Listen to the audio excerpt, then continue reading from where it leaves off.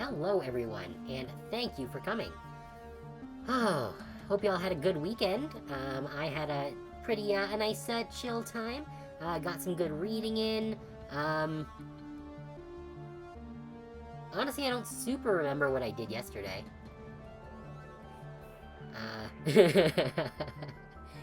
Yeah, to be honest, I don't actually remember what the hell I did yesterday. I think I did some more reading at some point, but it's kind of a blur.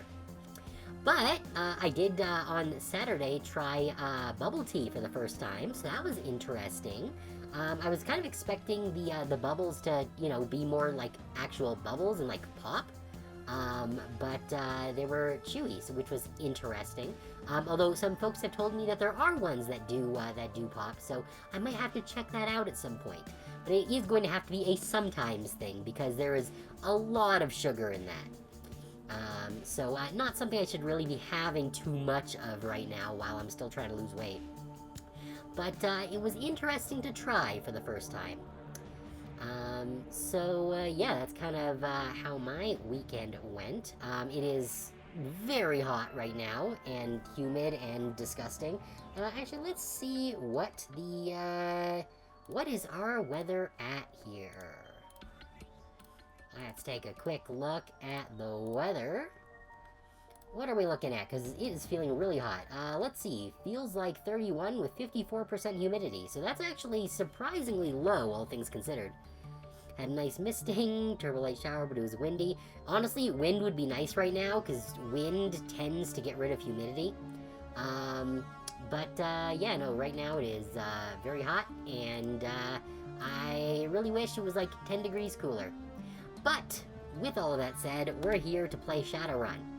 So let's jump in. I believe last time we had begun our escape from the human supremacist compound. Yeah. We killed everyone who was inside, but it is likely that there is more people outside. I believe we cleaned out all of the lockers. All the foot lockers. Yeah, and then we ran into the guy in his office. We killed him. And I think we're about ready to go. Let's just check everyone's health. Make sure we're all kosher. Oh, he could use a bit of healing, actually. She could as well, and he certainly could as well. Okay, so we're not in great condition. What do folks have on them? Yes. Activate your medkit. On yourself. Good. Let's see. Who else we got here? Iger. Yeah, you can use a basic medkit on yourself as well. Good. That should bring you back up basically close to full.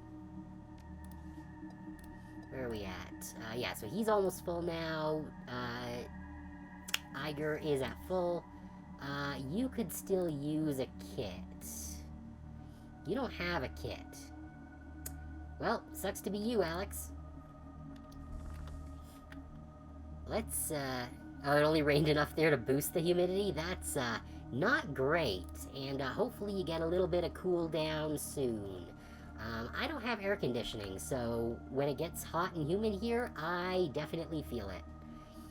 I currently have my mail slot in my door propped open, because the cool air from the hallway gives me a nice through flow through from my mail slot to my window, so it helps to keep the temperature at least a couple of degrees cooler in here.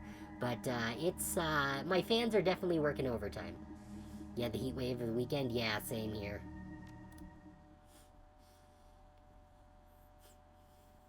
Even worse, water company has banned hose pipes for lawns, car washing, or pools. Well, that makes sense, because those use a lot of water unnecessarily. Okay, you burst through the door to the Humanist compound and into the crisp night air. You're not far from your extraction point. Time to go. I don't like that it's called false flag. That, sounds like a bad sign. Let's see. Okay, so where do we want to go? I can see that there's a ley line over here. Oh, excuse me. So that's probably the direction that we want to head in. It's a false flag because the supremacists wanted to false flag attack the metahumans to riot while... Oh, is that still referring to that? I thought it was, like, referring to our actual mission. Okay, I'm glad I only used one action, because that's a lot of bodies. That is a lot of bodies. Ah. Okay, so you're just a Humanist member, okay, you're a mage, you need to die. Member, mage, member, okay. So, let's zappy the mage. Good.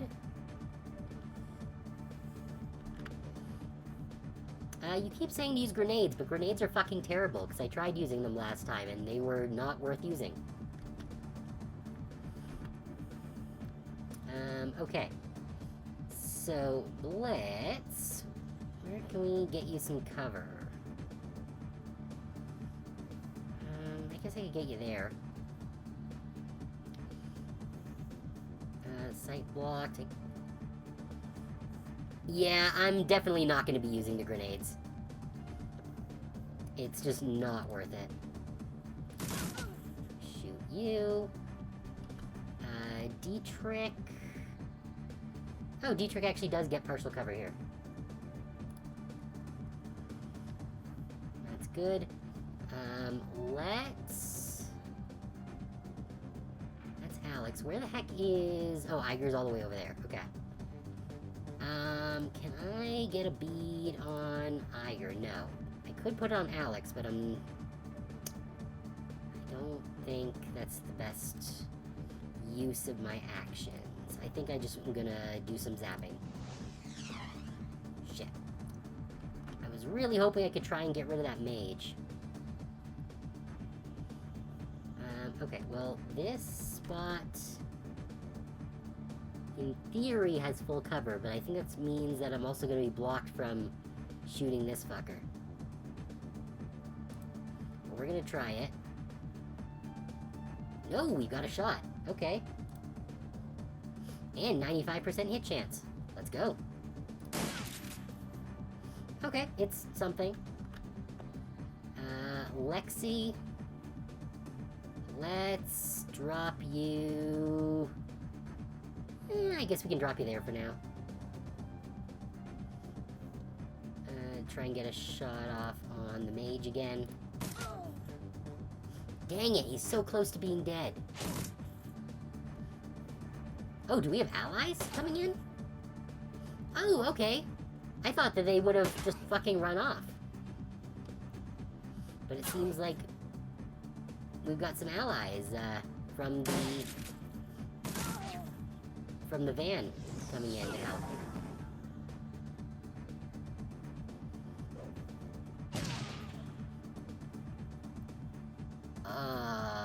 Wait, what?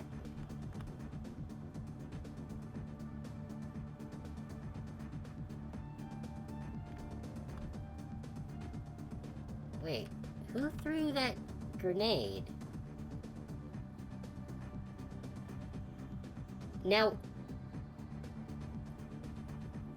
I could be crazy, but I'm pretty sure that grenade was thrown by one of the Humanist guys, which blew up their own mage, and didn't hurt me at all.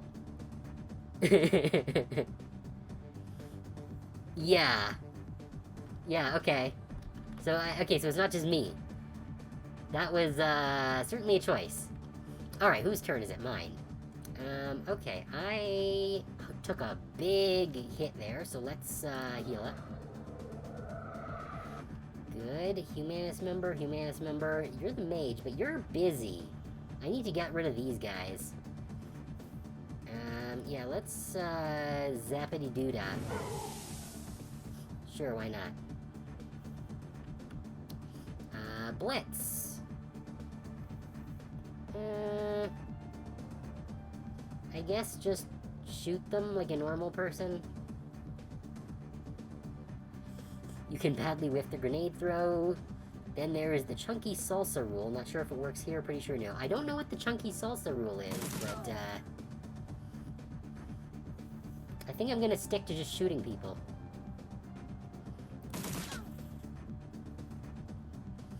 Alright, D-Trick.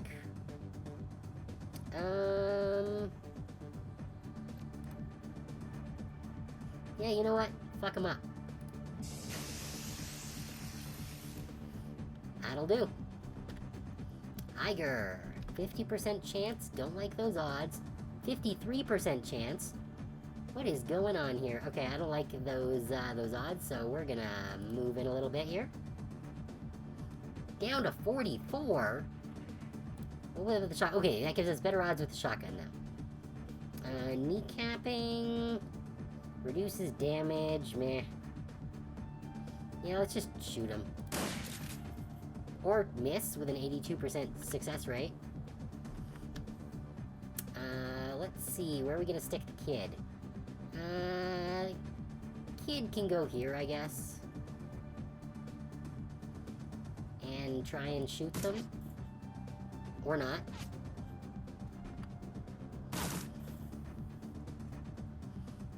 Oh good, Chunky Boy's on our side. I like that. Or I would if the Chunky Boy had more health. No, don't give them accuracy.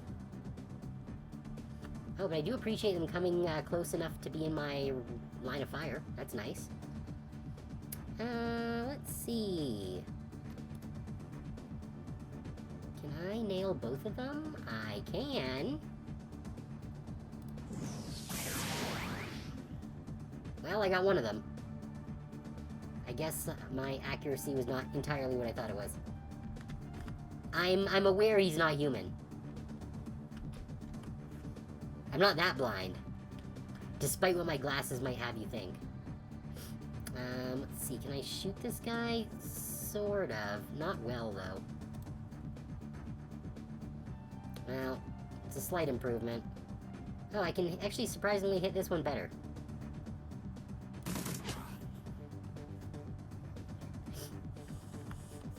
Look. Shitty people will hire anyone if it can get the job done. Because that also makes them more expendable. Just like what they were doing with this job. With hiring non-humans to transport their shit. Let's see. D-Trick. Who needs health back? We're down 5. It's not great. But... can I... why is my aim so fucking terrible? You know what? Let's just give Iger some more attacks.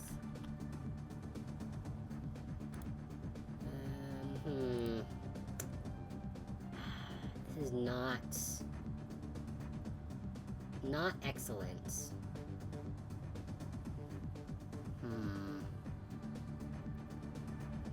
I do have extra shots, but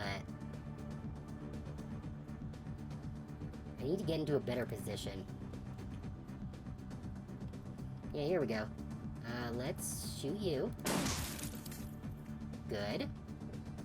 And you. Very nice. Now, Alex! Why does Alex only have a 66% chance on this guy? That makes no sense. Oh well. Take your worthless shots.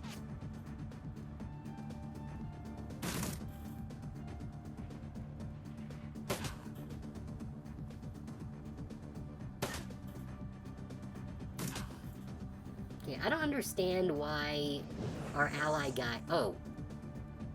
Well, our orc went down, or troll, or whatever the hell he is. That sucks.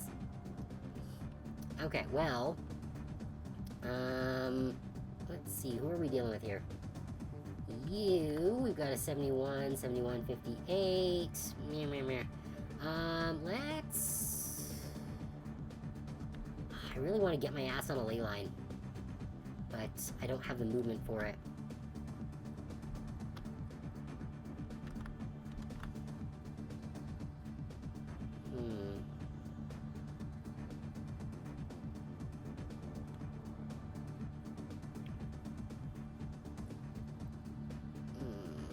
This is risky.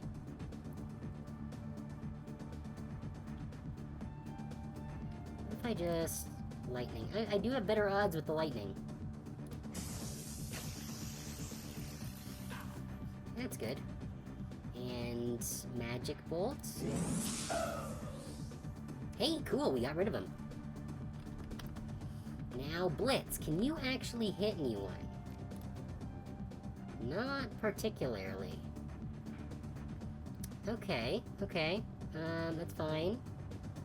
I really wish I could rotate the map, because not being able to see behind these, where these walls are actually located is not great.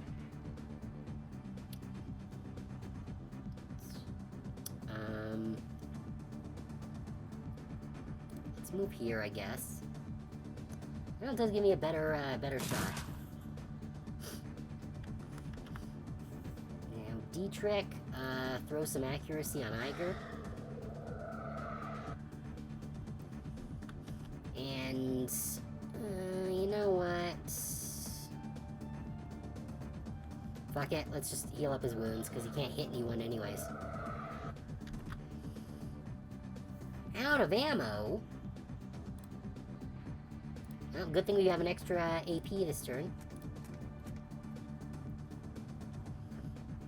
Now, shoot you. And... you're the mage, let's kill you. Good, mage down. Next we got another Humanus over here, who I might be able to hit. Hey, very nice. Which means... this guy is the last visible Humanus member. I know there's more of them, I just can't see them.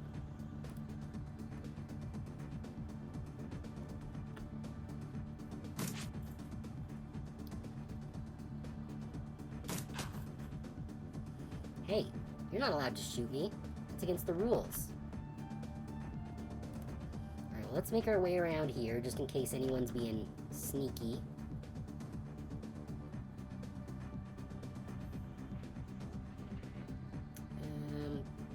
Okay, I guess we can go here. Alright, so no one's being sneaky around there. You're out of ammo. We can reload, that's fine. And then make our ass way down here. D-Trick. Follow suit. Iger. I need a bead on someone. Let's go here. I do have line of sight on him now. Let's go. Or don't. Alright, something. This guy's a lot of health. Alright, where the hell is Alex at? Oh, Alex is back here. Okay. Don't have line of sight. Yeah, let's go here, I suppose. Still don't have line of sight on him.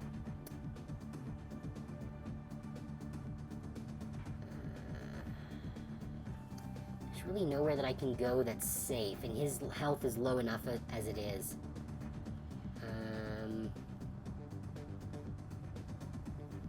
No, let's go over here. That still gives me full cover.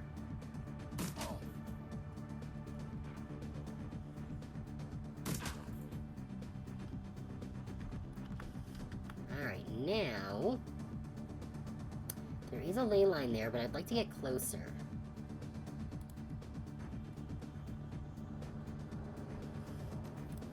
Yeah, that'll do. Get zapped on. Can Blitz shoot him? Nope, line of sight blocked. Okay. Let's get Blitz over here. And then maybe we can get a shot. Yeah, very good. Oh, is that all of them? Hey, and we kept Max alive. I don't know where Max is, but he's alive. Alright, is there anything here that's theftable? I guess not. We did lose our troll, ogre, something buddy. Which is a shame.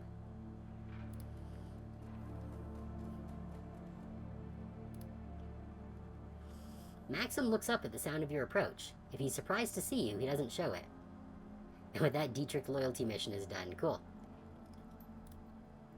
Crazy night, huh? He pulls a flask from his jacket pocket and takes a long swig, then looks you in the eye. I hope that this was worth the trouble. Any luck finding our money in there? Yeah, nope, I don't think they ever had it to begin with, but I guarantee you they'll think pretty hard before crossing smugglers again. They paid all right in blood, no money, but there are a few less racists in the world. All in all, I think we can call this one a win.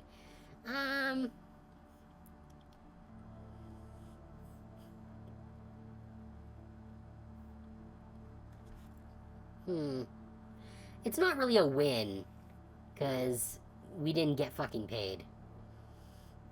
But, yeah, I don't think they ever had it to begin with, but I guarantee you they'll think pretty hard before crossing smugglers again. He nods. I can live with that. Alright, let's get in the fucking van.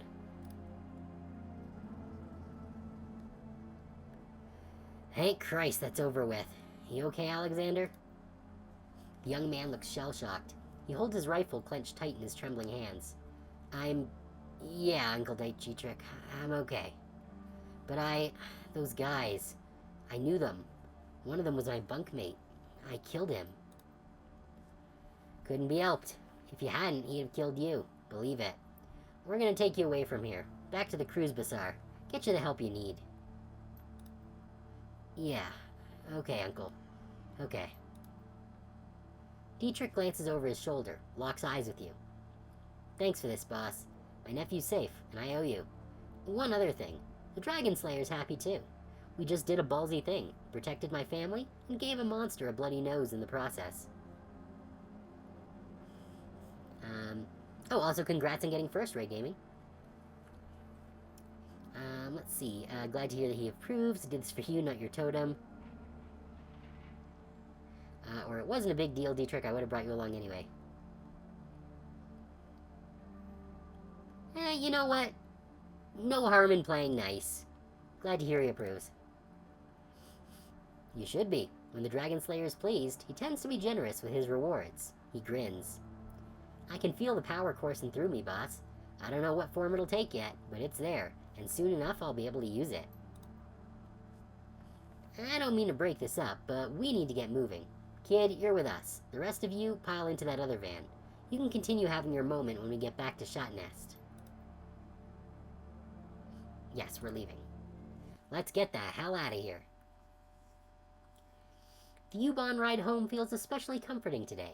The Berlin chapter of the Humanist Polo Club has suffered a terrible blow, and you're the one who dealt it. Volker Stahl's plan to incite a wave of bloody violence across Berlin has been derailed. It isn't often that Shadowrunner gets to prevent an atrocity on the job. Smuggler's not paid, but we didn't really get paid, actually. Like, we found a couple of things in the place, but we didn't actually get any money for that.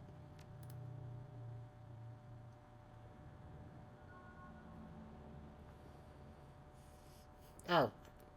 Maybe we will in a second. I don't think they paid us in advance. Okay, your PDA rings. The face of your fixer, Paul Amsel, appears on screen. Cassie, I have new information to discuss about the estate. Please come as soon as you can.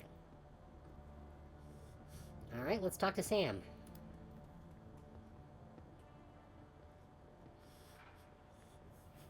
Hello again, mein Freundin. What can I do for you? I've uncovered what Humanus is up to. You'll find the details on this datapad. Oh yeah, we lost the item. Okay. Beckenbauer eyes the plans on the datapad, then nods grimly. This fits with Humanus' established pattern of behavior. Horrific and vile. According to this datapad, Humanus compounds all over Berlin have received similar shipments. They're planning to deploy the gas tomorrow morning. He exhales sharply, then nods again. I have a feeling that the Flux State will have a thing or two to say about that. Stahl has overstepped his bounds. His hubris will be his undoing. Actually, I was his undoing. Volker Stahl is no longer among the living. That is excellent news. I am not ashamed to say that I wish the man dead. He deserved whatever you did to him. And now I'm going to see to it that the rest of his twisted organization suffers in the same way that he did. You mark my words, within the next few hours, the Humanist Poli Club is going to take a hammering that will make the Night of Rage look like a peace rally. I owe you a great deal, Cassie. We all do. We will wire your payment to the account number that Amsel provided. Pleasure doing business with you. Alright, cool. So that's completed. How's Silk doing? Yes, she mentioned that you sent her. I don't... Okay, this is the same dialogue we got last time. Are you accepting donations? The new library is marvelous, Cassie. You've worked miracles for this organization. Our next goal is to purchase a set of trode nets for our new work training program. I have high hopes for this plan, Cassie. With these devices, we could teach job skills to the least educated members of our society in a fraction of the time it would take for them to learn on their own. I don't know what a trode net is, but cool. With 400 new yen, we could make the purchase. Whatever you could spare would be most appreciated. How much cash do I have right now? 1246? Yeah, I can spare 400 bucks.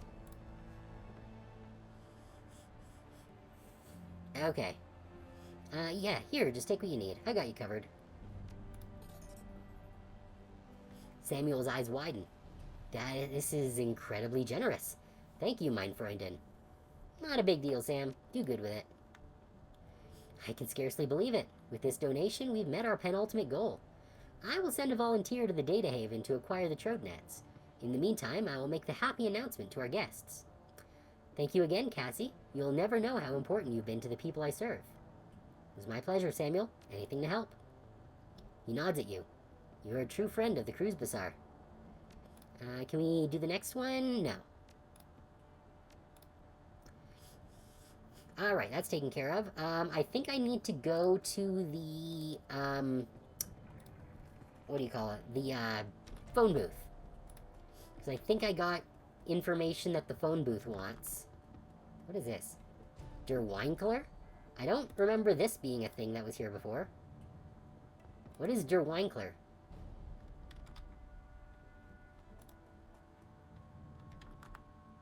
Okay, it's some kind of underground pub.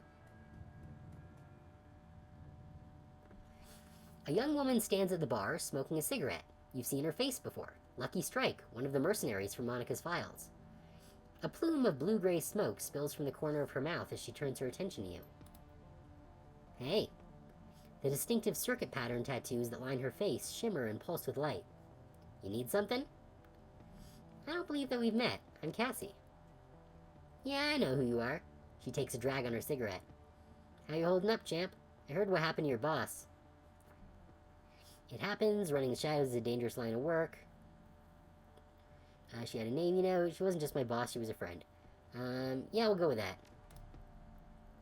She smirks and then lets the smoke escape from the corner of her mouth.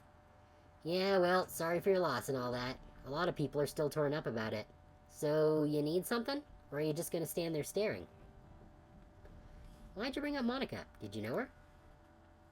I met her a couple of times. Seemed nice enough. She takes another drag on her cigarette. But I mostly knew her by reputation. You can't live in this Keys without hearing about the Queen of the Cruise Bazaar. She pauses, then slowly lets the smoke escape through her nostrils. Can't say I was a fan. Whoa there, Monica didn't control the Cruise Bazaar. That's your prerogative, but then you didn't really know her.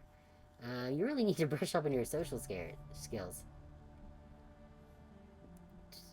Let's go, Monica didn't control the cruise bazaar. Didn't she? She locks her eyes with you. Then why did the place start falling apart the second she got geeked? She takes another drag of her cigarette. The smoke spills out of her mouth as she speaks. Either Monica controlled the cruise bazaar, or she had her fingers in so many pies that she might as well have. Comes out to the same thing either way. Lucky Strike taps out her cigarette and then leans toward you, a predatory grin on her face. You and your friends, you followed Monica too. Obeyed her orders without question, right?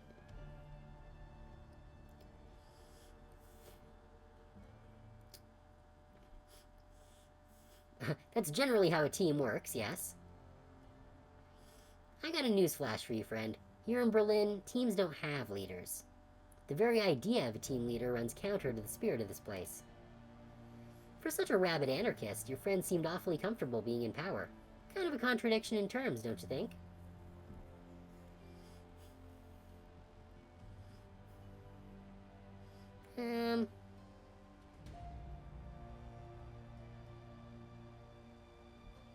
You know what? Fair point, but you aren't going to change my opinion of Monica. I wasn't trying to. Remarkable thing about living in a free society. We're all allowed to have different opinions. She shrugs. Don't take it personally. I'm sure that you wouldn't like my friends either. Well, I'd like to hit you with a frickin' fire hose with all of your friggin' smoking. That's not good for you, you know. One last thing, Cassie. I can't stop you from stepping into Phil Schaefer's shoes. You're already doing it, making all the same moves that she did. A word of advice, though. Don't take too much on yourself. Spread the responsibility around. Good of you to care. She turns away. I don't. But in a place like this, stacking too much power on any one person is dangerous. Not just for that person, but for everybody. The last thing that we need is for you to eat a bullet, and for this whole place to fall apart again. Okay. I was kind of expecting the possibility that she would join the party, but I guess not. We'll check out the back room in a second. I want to look down here. Nothing? You just have this big empty space with nothing in it? This place feels like a place that we're going to have a quest at some point in the future. Because right now there's nothing here.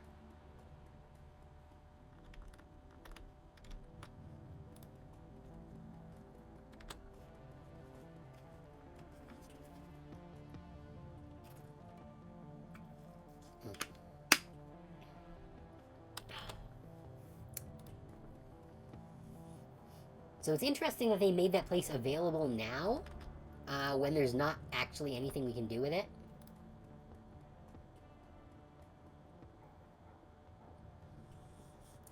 Alright, it's an old obsolete phone booth. Deliver the Humanist donor list. The machine accepts the data upload and only a few... oh, we got some karma and 500 bucks. Cool. The machine accepts the data upload and only a few moments later, a certified cred stick spat out the coin slot. The phone's old LCD readout display displays the text, Freedom, Equality, Information, Schockenwillen Writer. Okay. Is there anything else we have to do here? No. Alright. Phone booth stuff completed. How much karma do we actually have right now? Oh, we've got a whole bunch to work with. So let's, I think, get our magic juice up. Yeah, we can get our willpower or our spellcasting up to 6. And then... you know what? I think I'm gonna start working on getting my charisma up so I can get some more etiquettes. Do I have enough to get more dodge? Not quite. Alright, that's fine. Charisma is for shamans, but it's also for unlocking etiquettes. Which, frankly, we need more of. Because we don't have nearly enough options right now.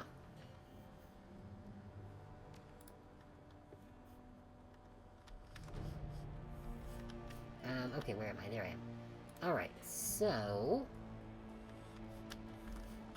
next...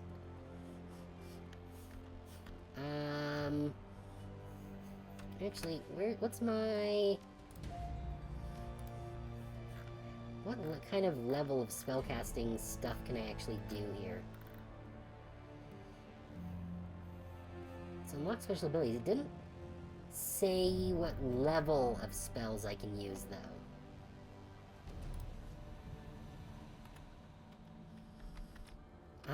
So let's go check out Magic Man.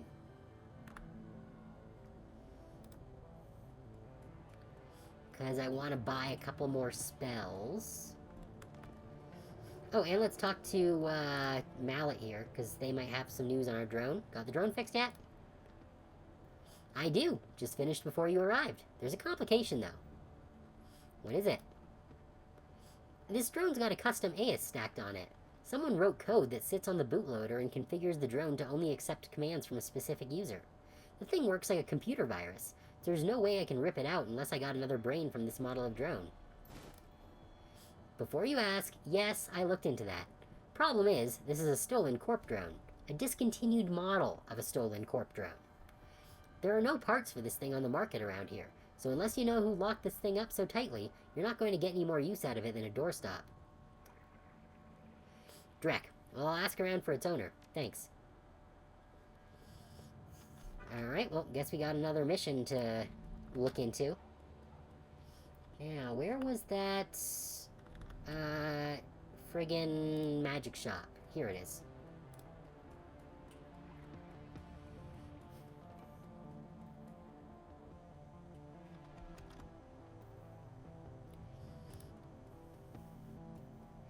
Where are you, you glowy fuck? There you are.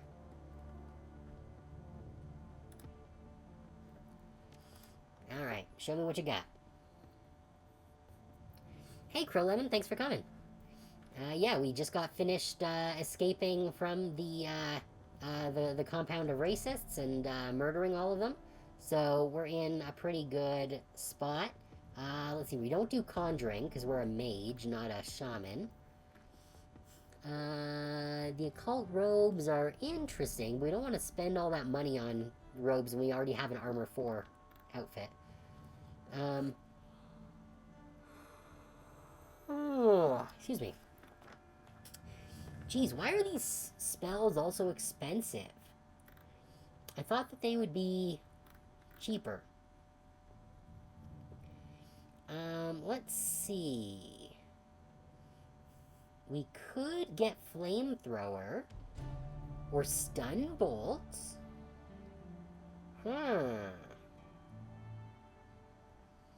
Stun Bolt is interesting. It doesn't seem to do damage, though, which is not great. I could upgrade my Mana Bolt and my Heal Wound.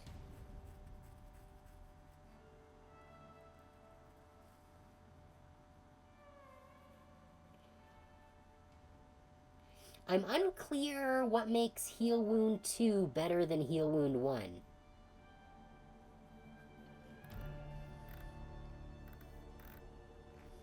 Where was Heal Wound 1? Here it is.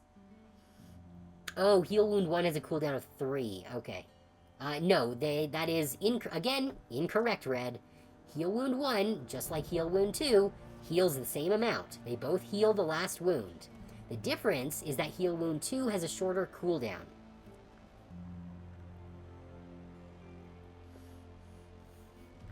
Yeah, so that would be handy to have a shorter cooldown on heal. So I think I might honestly just pick that up. Because I don't have a ton of money right now. Oh, I could probably sell some stuff.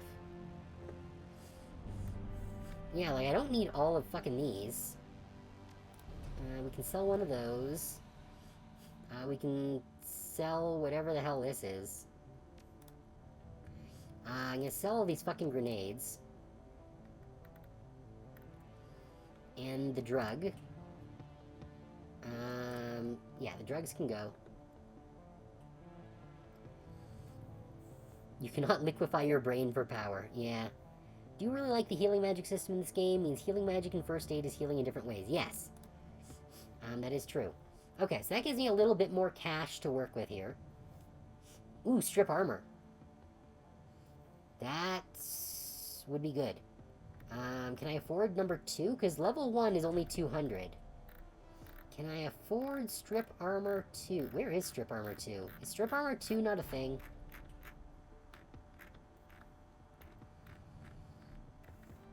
Because there's strip armor 1. It's just armor 1. Aim, distraction, acid stream, blah, blah, blah. Oh, here we go. Strip armor 2. Yeah, that seems really good. Is there a strip armor 3? Looking for a strip armor 3. Here we go. Decreases armor by 6. Yeah, baby. Looking for 4. Do we have a number 4? No, there's no strip armor 4. Okay, so 3 is the highest it goes. So I am going to pick up strip armor 3. And I'm gonna grab... I think I might... Where did that healing go? Hey, chew! Excuse me. Heal wound 2, here we go. Where is the heal wound 3, actually, for that matter? Is there a heal wound 3? Because having a heal wound that only has a cooldown of 1 would be pretty fucking awesome. But it doesn't look like that's a spell that's available.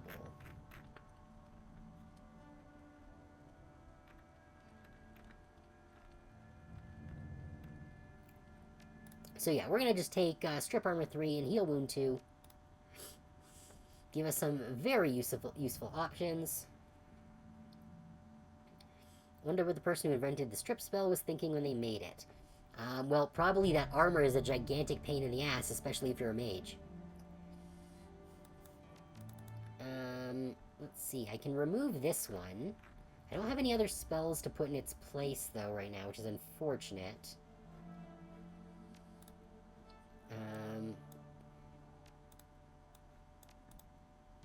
Why can I not rearrange them? That's annoying. Alright, well, how much cash do I still have?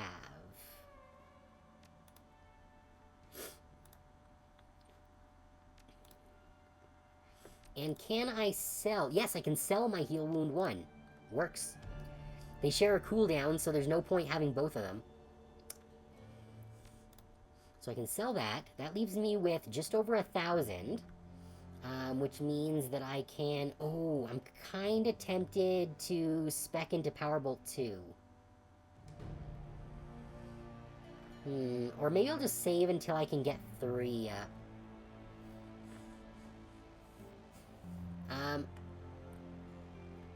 We did not get paid very much.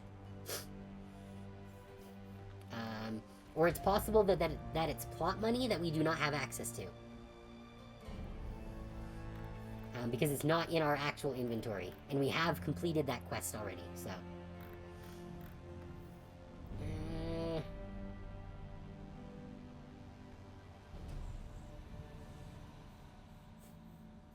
yeah. What's my Mana Bolt 1 doing for me right now? Lightning Bolt 1 is 10 damage. Mana Ball is doing a bunch of damage. Mana Bolt 1 is 8. Okay. I really could use a better attack spell. Fireball? Ooh, that's, DOT. That's tempting.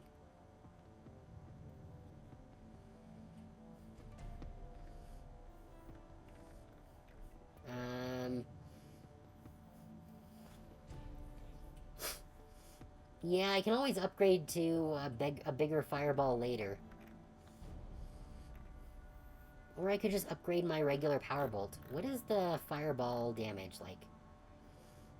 Oh, yeah, because fireball does damage over time anyway, so let's take the fireball, I guess. Yep, that looks good. Okay. we're all specced out for now. Once again, with empty pockets and full hearts, it's time to go back to our hideout. No, I don't think I'm gonna sell my medkits.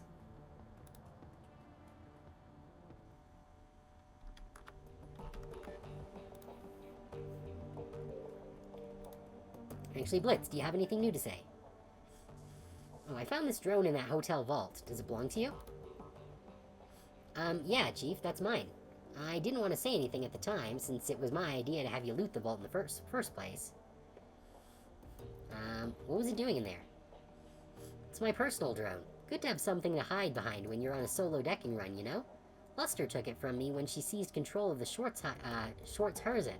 I've been hoping to get it back ever since. I gotta say, Chief, it hurt me to see her all banged up to hell like she was.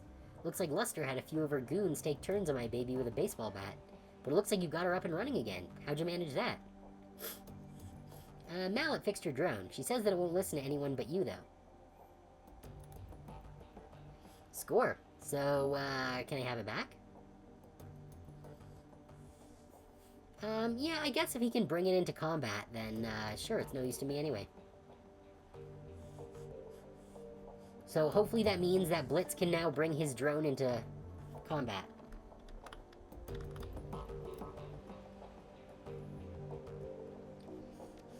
Let's see, do we have any other mission stuff to do? We returned the data. We're still raising money. Are you the kind of person who hoards healing items until the final battle and finishes giving max inventory of potions you never use? Like, yes and no. I definitely do hoard items, but I will use them if I need to. Like, the idea is to have enough items that you can use them without having to worry about how many you have. I do tend to be very hoardy with, like, the high-end items, like X potions and things. Those tend to be the kind of stuff that sits in my inventory until the final battle.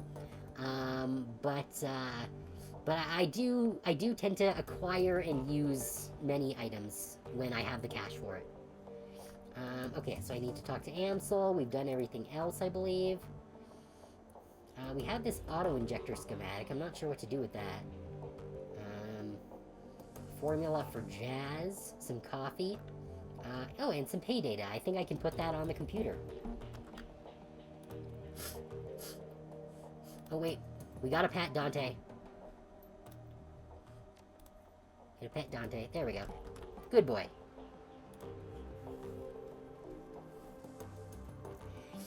And yes, maybe I do. I might have some significant collections of things in virtual and real life. Ooh, we've got new messages. Okay, re-hijacked shipments. Gennari Metbach. If you value new hardware coming into the cruise bazaar, we need to talk. One of my weapons shipments was hijacked by a local gang. I can promise 500 new yen, and if you recover the shipment, I'll have some new gear on the shelf. Come see me for details. 500 new yen? That's not much at all. But I guess we'll take it. Commissioning your services. From withheld. That's not a good sign. We would like to arrange a meeting between you and one of our representatives. You will find him at the cafe nearby. His name is Luca Dare. He will be expecting you. Come alone. Like, yes, expanded inventory is nice, but, like, I'm playing a mage. So the only person's inventory I care about is, frickin' Algernon. Okay, open the jobs directory. Claim payment for the Humanist data steal. Good, we got 3,750 bucks for that. Also check the Shadowrun's business. Yes, I know. I'm getting to that. I'm doing one thing at a time, Red. I can't do it all at once. You submit the job as finished and await your client's response. A few moments later, a message pops onto the screen. Oh, okay, so here's the payment from Samuel. Here's your payment as promised. A moment later, a second message pops into your inbox, your payment details. Payment from client, 22,500. Deductions for crew, 6,000. Ammunition resupply, 1,500. Automatic deduction for Alice funds, there it is, 11,250. The plot cost. And the remainder went to us, 3750. Okay, so we can actually go back and buy more spells. Yeah, let's burn all our money on spells. Okay, let's view all the jobs. Mark 6 prototype extraction. Amsel's face winks onto the screen. Cassie, here you'll find the complete transcript of my conversation with Herr Schmidt, a potential client. As you will see, the details of the job are a bit more vague than I would like, but the payout is quite substantial. After reading the transcript, you may choose whether or not to accept the job. If you respond in the affirmative, our client will be notified and I will make all necessary preparations for the run. One other thing. Herr Schmidt provided me with a device to assist you on the run. He calls it a little black box. Apparently, it can be used to compromise the power and security systems of the run site. If you opt to take the job, be sure to take it with you. Amsel's image flickers, then winks away. A moment later, a glowing blue text field begins to scroll up from the bottom of the screen. Greetings, Herr Amsel. I trust that this connection is secure? Naturally. To whom do I have the pleasure of speaking? Call me Herr Schmidt. Very well, Herr Schmidt. You have some business for me. Indeed. I have a job for your team. A simple matter. Judging by what I have heard of your team, I imagine they will be well suited to the task. Go on. The interests that I represent have learned that Chemi Europa is working on a company-wide project, something very secret, very new. Reliable sources inform me that they're keeping a working prototype of this new venture at their Berlin factory. I see. And your employers wishes to acquire this prototype for them? Naturally. What is this project? If you want my team to grab the prototype for you, they'll need to know what they're looking for. I'm not at liberty to say. I can tell you that the prototype has been branded Mark 6. I can also tell you that your team will find it on the 25th floor of the Berlin facility, in the office of one Albrecht Haushofer. Further, I can assist your team in disabling building security and gaining access to the 24th floor. From there, however, they will be on their own. Herr Schmidt is just the German version of Mr. Johnson, which basically means a Nazi. Yeah, I figured. Such vagueness can be dangerous, Herr Schmidt. I will not commit my team to a run without a better understanding of what the job entails. Facing such dangers is the purpose of a Shadowrunner, Herr Amsel. Your team will be rewarded handsomely for their services. My employers have set aside 20,000 Nuyen for the job. Consider it hazard pay if you wish. Make it 25,000 Nuyen or look somewhere else. 22,500, final offer. We've got an ad break though, so we'll get back to this haggling session as soon as we get back. Stick around.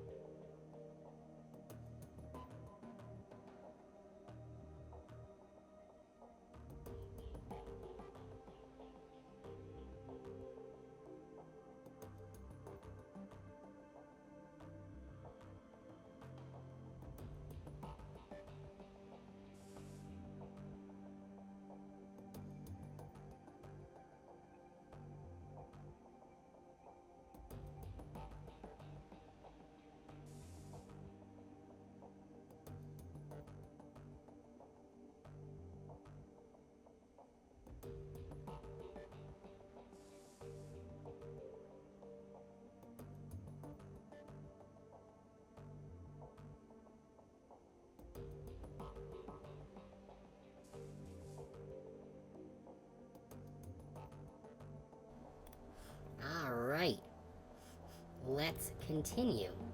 Alright, so yeah, 22,500 final offer. Very well. I will pass your offer on to my team. Are there any further details that you can provide?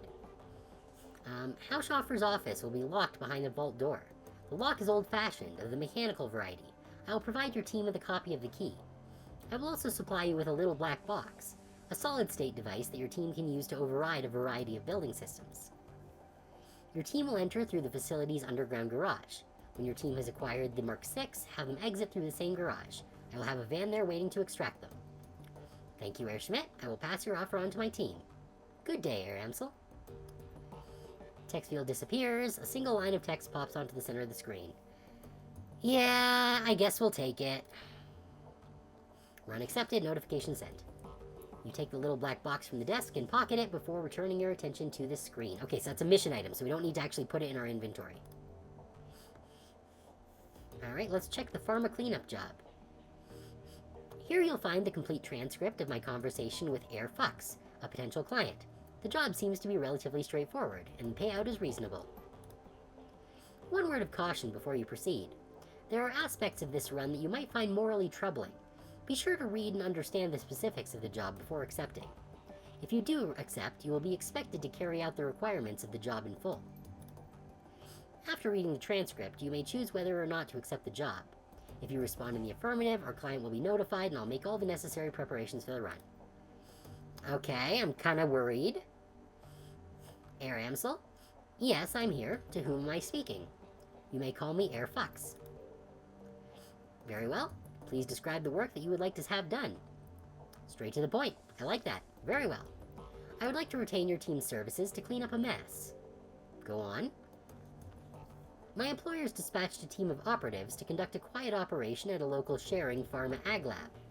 Unfortunately, they botched the job. The team was eliminated, but we have reliable information that one of the operatives has been taken captive. If this rogue agent were to spill information leading back to my employers, it could lead to a corporate war. A great many lives could be lost. My employers would like nothing more than to prevent such a tragic turn of events. I see. And you wish to retain my team's services to tie up loose ends. Exactly. The captive operative is a rigger by the name of Thorvald Enstad. We need him neutralized before he can inform on us to his captors. As Enstad and his team have already put the facility on high alert, stealth will not be an option. Your team will need to shoot its way in, eliminate Enstad, and exit the facility. A straightforward enough task, and well within my team's capabilities. What are you offering in terms of pay? This is a fun one? Okay, well. 15,000. This offer is non-negotiable. Very well, I will pass the offer on to my team. Very good. Good day, Air Amsel.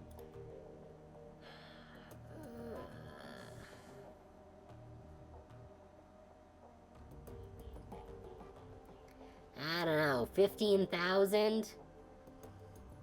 I guess we'll take it. Alright, so that's all the jobs. Check the Alice Fund. Where are we at? We're currently at 21,250. Okay, that's good. We're making good progress. Alright, let's check the BBS. Okay, Transys Highlander. Best new deck.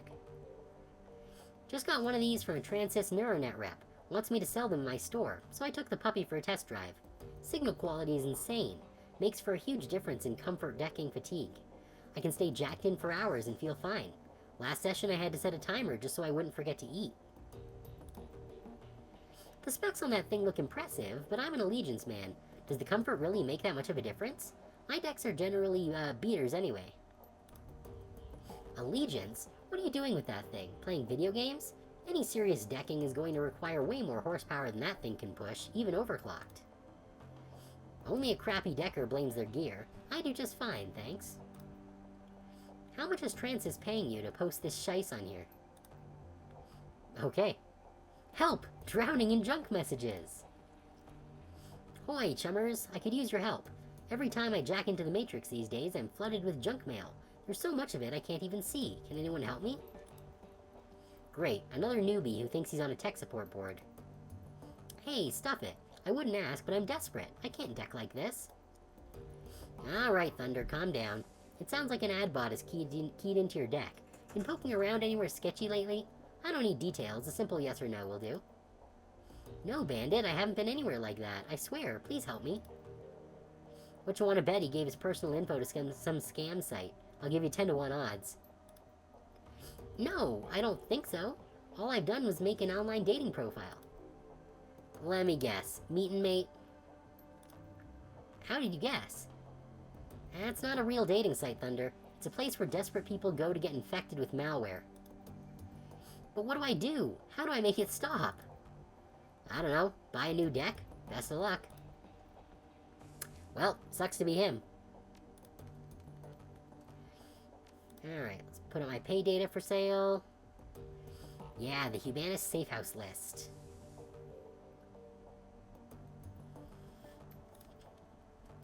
Okay, that's all we got. I think that's... yeah, that's all the pay data that we have to post. So that's everything for us to do. Okay, so we've got a few missions that we could take on. Let's talk to the rest of our crew first. As you approach, Iger turns to face you. Her rifle has been field stripped and is lying in pieces on a sheet of butcher paper.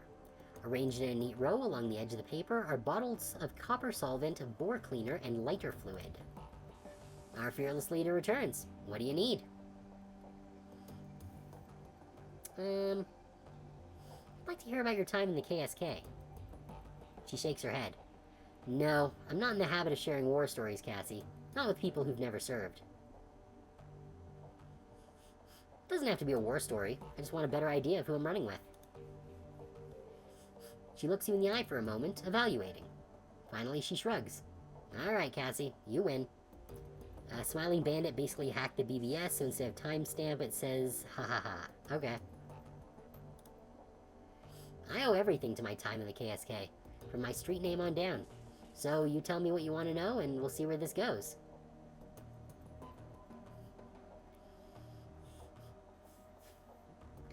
Tell me how you got your street name. Back when I was in basic training, a fellow recruit made a vulgar joke at my expense. He said that I reminded him of the north face of the Eiger in the Bernese Alps. Huge and beautiful, but dangerous to climb. His tone left little doubt as to what sort of climbing he had in mind. I think that he was trying to proposition me in his clumsy way, poking me in front of the other recruits to try to provoke a reaction. She shrugs. Anyway, he got one. I broke 3 of his ribs and the name stuck. Dang, hardcore. Served him right. Iger regards you with a critical eye. You might actually mean that, but then you may just be trying to get on my good side.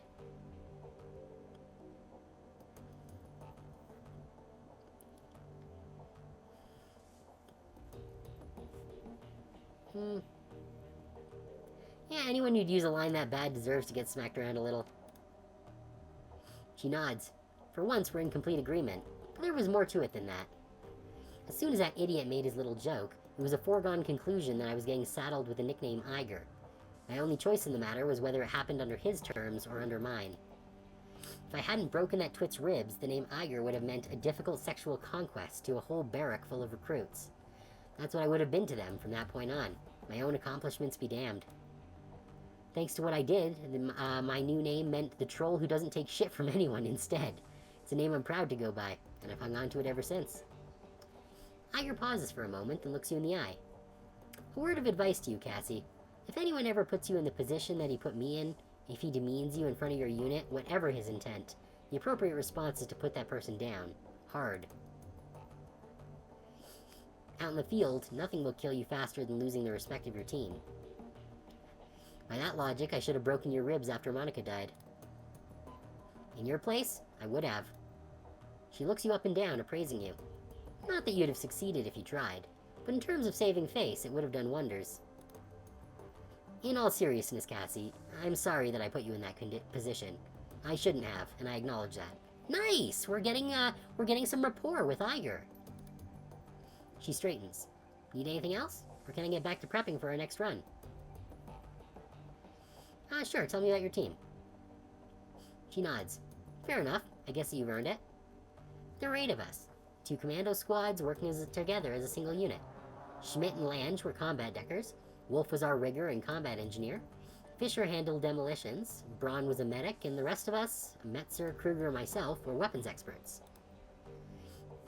Our mission was extraterritorial, technically illegal, but important enough to justify the risk. We'd been sent across the border into Poland. The Russian mafia had set up a cottage industry and human trafficking all along the Oder-Neisse line, and it was our job to disrupt it. We don't have the right etiquette for this. See, this is why we need to get more etiquettes, so that we can do more talking. Go on. We were a good team, experienced. We went through a lot together, and we chalked up a lot of kills. In our own way, I'd like to think that we did some good. Who was in command? Metzger. Best leader I've ever had the pleasure of serving under. Her face clouds. He was a hell of a man. But he went down with the rest of the team. Everyone but me. What happened to them? She shakes her head. No. That's one story that I won't be telling. They died. That's all you need to know. Elf shamans are great for being able to do every speech check. Yeah, no, I would imagine so. Thanks, Iger. So was there something else you wanted to talk about? Yeah, any thoughts about that last run? After all the moral ambiguity we've been wading through, hitting Humanus was incredibly satisfying. What they had planned, it makes my blood boil just thinking about it. The thought of Stahl lying dead on the ground brings a smile to my face. I hope that he enjoys rotting in hell. Yeah, that's all we got. Sure thing, Fearless Leader. Good talk. Alright, let's check in on Glory. Glory's expression remains distant, but her lips curl upward into a hint of a smile. Cassie, need something? Everything still okay with you? You never need to worry about me, Cassie. I'm fine. You can't have started running the Shadows much more than 5 years ago, tops. So what's with the vintage chrome? That's not a story I'm interested in telling out of context. If you really want to get into it, we're going to need to go back. Way back. She stares at you with her cold, dead eyes. I'm not sure that you want to do that. You say that you'll give me answers when we talk about your past, so let's talk about it. Why do you care? There's no hostility in her voice. If anything, she sounds suspicious. Because I'm the leader of this team, and I need to know as much as I can about the runners who are working with me. She pauses for a moment, considering, then she nods. Alright, fine. We can talk, but we're doing it on my terms. This is a long story, Cassie. Long and ugly and cruel. Are you sure that you want to hear this? Please. Alright, I'm going to start at the beginning. Not for you, for me. I guess that it might help me to say all of this out loud. She takes a deep breath, then slowly releases it. When she speaks, her voice comes out in a cool monotone. Alright, we finally get to learn some stuff about Glory. My family lived in Stuttgart. It was a nice enough place, I suppose. My parents worked as wage slaves for IFMU. My mom was a good person. Once upon a time, my father was a decent person as well. That's what Mom always told me, but I never knew him that way. She pauses for a long moment. When she begins speaking again, some of the ice has fallen away from her voice. For the first time since you met her, Glory sounds alive. The dad that I knew was an old, damaged Euro war vet who turned to hardline religion to make sense of the world. In Stuttgart, that meant either the Ritter Christi or the fascist cousins, the Kreuzritzers. My father chose the latter path. I still remember hiding in my room when my father had his Kreuzritter brothers over for prayer group. They would drink and get rowdy, then spend an hour or two riling themselves up with talk of heretics and the devil's work. Then they'd go out and find some poor elf or dwarf, stomp the living shit out of him, and drown him in the Neckar. Meanwhile, I'd be holed up at home with Mom, who would commemorate the event by drinking a bottle of wine and crying herself to sleep.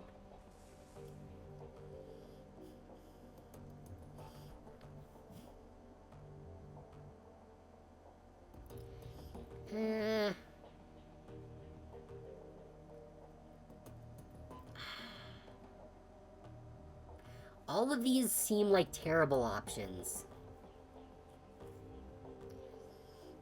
We're gonna go with the safest bet. Sorry, Glory. No child should have to grow up around that.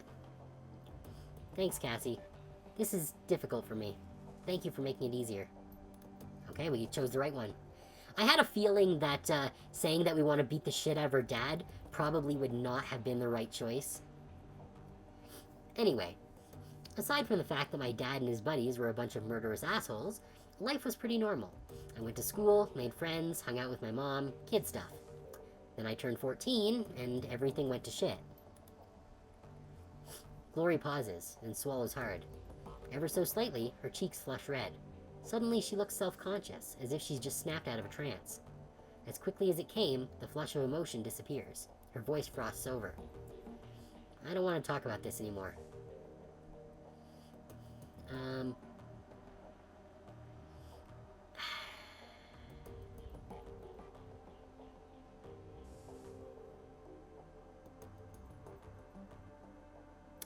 I don't want to push her, because Glory is hard enough to get close to as it is.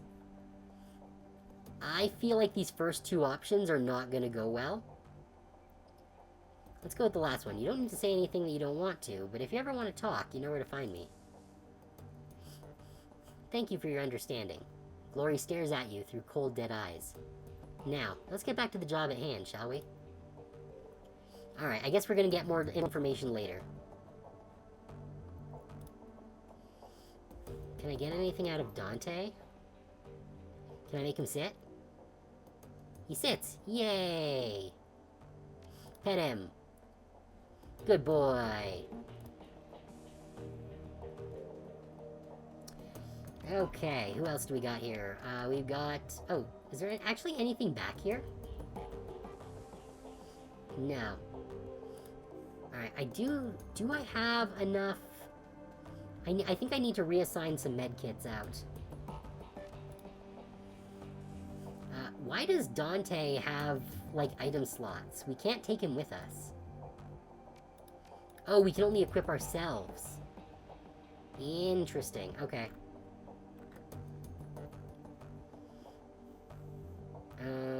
I am going to swap out a small med kit with a larger one, though. I talked to Blitz already. I have not talked to Dietrich yet.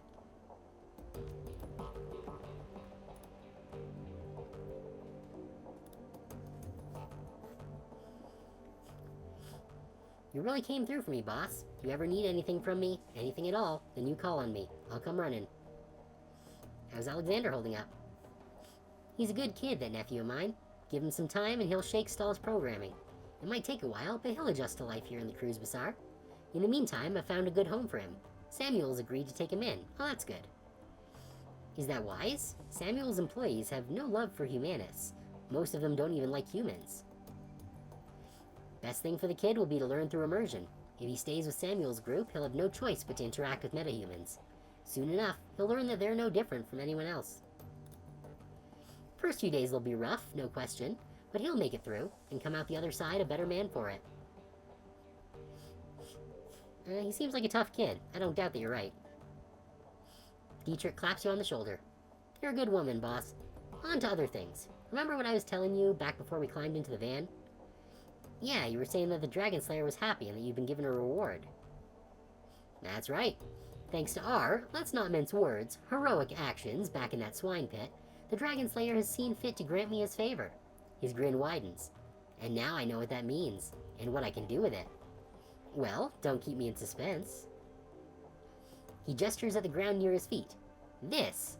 He's floating an inch above the ground. As you watch, the spot that Dietrich is pointing at begins to glow. Lines of force spread out in a scintillating web, and a feeling of raw power suffuses your body. Can he make ley lines now? I've just torn open a channel between myself and the Dragon Slayer. That power that you feel is his power, pouring through the ether and into that spot. If you're familiar with ley lines, it's the same basic concept. I consecrate a patch of ground, and as long as I stand on that spot, all my magic gets stronger. He crosses his arms over his chest. Not bad, huh? That is awesome. If we can get ley lines wherever we want, I still am not actually entirely sure what ley lines do, but I get the impression that they're good for mages. Yeah, here we go. What about another major shaman? Could someone else benefit from one of these channels too? He shrugs. Don't see why not. Like I said, it's basically a ley line. As long as you're on the Dragon Slayer's good side, I don't see why you couldn't use it. My idol, he isn't stingy with his gifts. Anyway, boss, I want to keep fiddling with this, learning to properly control it. And I'm sure that you've got things to do as well. You take care of whatever else needs doing, and by our next run, I'll be ready to use this. Sounds good. Take care. You too, boss. Good. Alright. So I believe that covers everyone. So let's talk to Paul. Cassie, welcome back. I have news for you. In your absence, I've been looking into the Harfield Manor. Whatever First Wind is up to, it's both large-scale and well-funded. I've uncovered a money trail leading from holding companies all over the world to an offshore fund with a dummy address. From there, all of that freshly laundered money flows directly into the Harfield estate. How much money are we talking about here? I can't name an exact figure, but we're talking about a lot of money. In the millions of new yen, most certainly. Whatever the Firewing is planning, she has access to all the resources she'll need to carry it out. But First Wind was different. She didn't scheme or plot, she acted. Or, alright, so the dragon has money. This isn't exactly new information. The Harfield Manor reeked of wealth. No, yeah. Yeah, let's poke this dragon here. She didn't scheme, she just acted. Yes, and look where it got her. When the Firewing launched her attack on humanity, it was an act of hubris. She lashed out because she didn't consider our species to be a threat. It would be equally hubristic for us to assume that she would make the same mistake twice. I'll continue digging into this while you and the team tackle your next run. With luck, I'll have more information to share upon your return. Sounds good. One last thing, Cassie.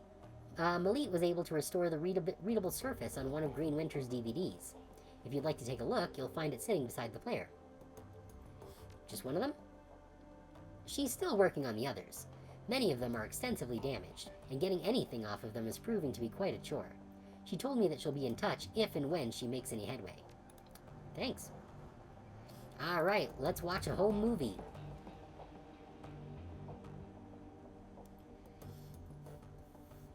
Okay. I believe the Watch Me DVD was the one that we already saw, so the second DVD is the new one. Okay, track one. The screen goes black for a moment, then Green Winters appears on the screen. Alright, as I said in my last recording, I've been having trouble finding hard facts on First Wind, so I thought I'd open things up a bit. Let's see what the rumor mill has to say. The screen jumps, and Winters reappears in a different location. He's now clutching a mug of soy calf in both hands, and there are bags under his eyes. Well, that was enlightening, assuming that any of it was true, that is. So, for the past 5 hours, I've been poking around some of the crazier fringe theories related to dragons and the Sox. As a reminder, the Sox is an irradiated wasteland between France and Germany. It got zoned off back in '08 after the Katnam-Gao reactor meltdown. Anyway, there are all kinds of rumors floating around about the place. I've heard stories about a walled city in there that operates on a survival of the fittest, kill-or-be-killed basis. Sort of like a nightmare inversion of Berlin. All the anarchy, but none of the stability that the F-state provides. The radiation poisoning, cancer, and mana pollution are just the icing on the cake. So, when Adrian helped the Luftwaffe shoot First Wind down, she crashed into the Sox. That much is well known. What isn't as well known are all of the modern-day myths that have arisen about her since. And tonight, I've heard an earful. I chatted up a girl who claimed to be a ghost rat. That's a smuggler that operates in the Sox. She told me about a dragon cult called the Disciples of the Cleaning Fire. Apparently, these cultists worship some sort of radioactive ghost dragon. Could be First Wind, or it could be nothing, but it's worth digging into all the same. Another thing that my little ghost rat told me, the popular rumor in the Sox is that First Wind's astral form was, I guess you'd say, mutated by all of that background radiation. Yeah, radioactive. I can't imagine it's good for your overall health, though. Some of the glowpunks out there say that she's shed her body like an old coat. Others say that she's trapped, doomed to languish as an intangible radioactive ghost. I don't know how much credence to give any of this. After all, I don't have any proof that my ghost rat... excuse me. ...is even a ghost rat. She might be, but then she could also be a run-of-the-mill glowpunk. Or maybe she's just yanking my chain, and she's never been into the socks at all. Who knows? Well, it's food for thought anyway. I don't know whether the thought of some radioactive ghost dragon thing is any scarier than a genuine dragon is, but it's interesting all the same. Now, the big question is, will any of this get me any closer to finding Adrian? I'm gonna go out on a limb and say no, but you never can tell. Okay, track 2. Screen goes black for a moment, then Green Winters appears. Alright, let's continue thinking it's outside the box. After the Dragonfall, the great dragon Kaltenstein came flying into the socks to rescue the Firewing, but he was driven off, some say killed, by Loftweir and Nebelair. So, what if there's another dragon involved in all this? Winters grabs a thick leather-bound tome from a shelf behind him, licks a finger, and begins to leaf through it. Alright, so let's run down the list of major dragons that could be helping her. First, there's the Golden Worm, Loftweir, the CEO of Satyr Krupp, and quite possibly the single most dangerous being on Earth. Loftweir's a local boy, so he'd be in a position to help Firstwinch. He certainly has the financial capability to help her. He could send a small army into the socks if he wanted to. So he's definitely got the means, but I can't see how he'd have the motive. He actively prevented the Firewing's rescue back in 2012, after all. Same thing is true for Nebelair, so let's scratch the both of them off the list. He flips a page, frowning. We've got Aiden, the Great Sarouche. He's operating out of Turkey. By all accounts, he's not a fan of Loftweir. They're actively competing for territory in the Middle East. So I suppose that could be considered motive. Reviving the Firewing could cause problems for the Golden Worm. But would he risk a war with Satyr Krupp by straying onto Loftweir's territory? Again, I don't think it's likely. He turns another page. There's Celadir out in Wales. He's pretty heavily invested in Transys Neuronet, so he's got the money, but he's too busy dealing with the BTL killer scandal that Transys is going through out in London to get his claws dirty in the socks. Flip. Dunkelzahn out in the UCAS. He pauses, shakes his head, then he slams the tome shut. No, this is a waste of time. The more I think about it, the more convinced I am. The Firewing is acting alone. Dragons don't cooperate unless they absolutely have to. Wales mentioned. Is that your neck of the woods? Let's see. After all, why bother making nice with your equals when you've got an entire planet full of pawns at your disposal? They don't need to work together. They have us to exploit. Very cool. There's like a few great dragons that are based out in Wales. Okay. Alright, next track. While this track does load, it's clearly corrupted. The screen fills with a meaningless stream of text. Is there anything in this redeemable? No. Alright, track 4. This file is partially garbled. You can recognize a few words here and there, but they're interspersed amidst a solid block of corrupted text. Vauclair and... Still my big burr. Still searching for Firewing. Swear to Aslian, I will find you. If it's the last... Not getting any closer. Swear to... New research. Turning up. Don't know who. Alright, next track. This file's corrupted. The screen fills with a meaningless assortment of ASCII characters. Yeah, it doesn't look like there's anything of value there. The screen goes black, and the same digital chime that you heard on the Dragonfall DVD plays again. A crackle of static-filled air, followed by that same, now familiar electronic whine. A few minutes later, the display goes live. Let's see, honestly, for the name Great Dragon, there's a surprisingly large amount of them, relatively speaking. Big, really strong, even more magic dragons that are vital to dragon reproduction in at least some versions of the lore. Well, I imagine that just by virtue of being a dragon makes you pretty great to begin with. Let's see. Oh, Adrian! Vauclair looks haggard. His eyes are heavily bagged and bloodshot, and his hair is mussed. He holds a cigarette in an unsteady hand. Hermie, it's me. I can't sleep. I don't know where you are. Out having fun, no doubt. Maybe flirting with one of those unattainable beauties that you're always chasing. He tries on a smile, but it quickly disappears. He takes a drag on his cigarette. That's good. I want you to live a pleasant, normal life. After all, one of us should. Beauclair rubs his eyes. I can still smell the smoke, Hermie. It's almost a year later, and I can still taste the stench of burning corpses. When I sleep, I can hear the sirens and the screams. There's no sound in this world as horrible as a burn victim's screams. The doctors would call this PTSD, I'm sure. They'd have me in therapy, maybe dose me up on SSRIs like they do to our veteran soldiers. He chuckles, then takes another drag. Quite a story in the tabloids. The great dragon slayer, Adrian Vauclair, mentally incapable of wrestling with his own demons. Quite a story for the tabloids. He shakes his head. No, no therapy for me, and certainly no medication. I have a reputation to live up to, however poorly deserved it is, and however little I want it. He pauses, stubs out his cigarette. The dragon's still alive, Hermie. Of that I am certain. One day I will find her, and then perhaps I'll be able to sleep through the night. The display goes black, and the background whine fades away. A moment later, you find yourself deposited back at the menu screen. Alright, that's all we got. Man, reminded me of Ireland in Shadowrun. RIP Ireland. Did Ireland get, like, vaporized or something?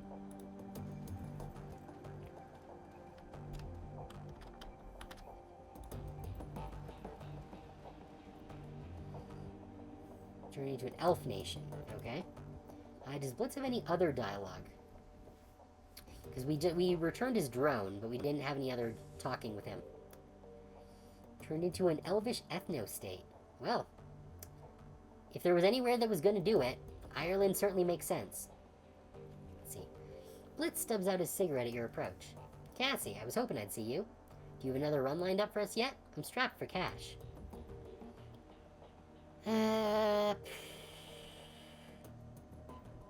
Why the hell are you strapped for cash? With the amount of work we've been doing, you should be rolling in Nuyen. What can I say, Chief? He tries on a thoroughly unconvincing smile, but immediately seems to think better of it. The anxious look returns to his face. I have expensive tastes.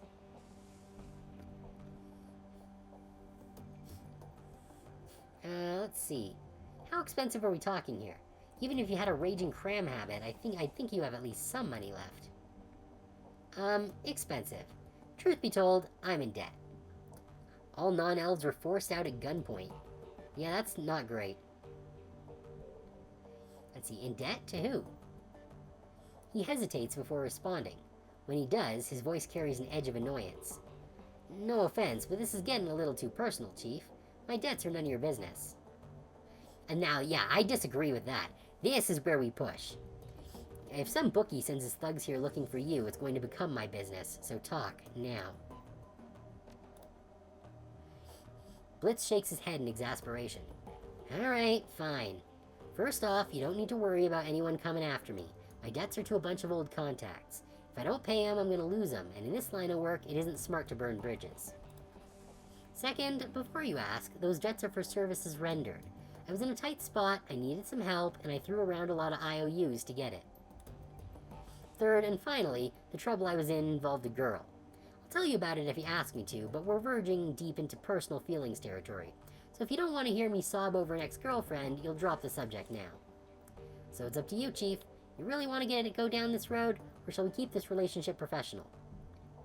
Let's see, you're clearly preoccupied with this. In our line of work, preoccupied can get you killed, so spit it out and we'll deal with it. No. This is a professional relationship, and the last thing I want to hear about is your love life, or go ahead, tell me I'm interested.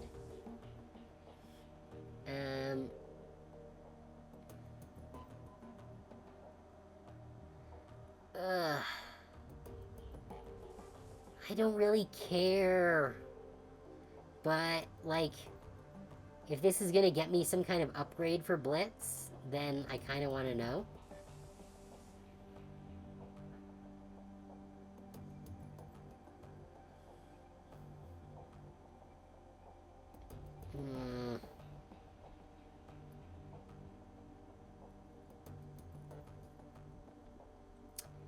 Alright.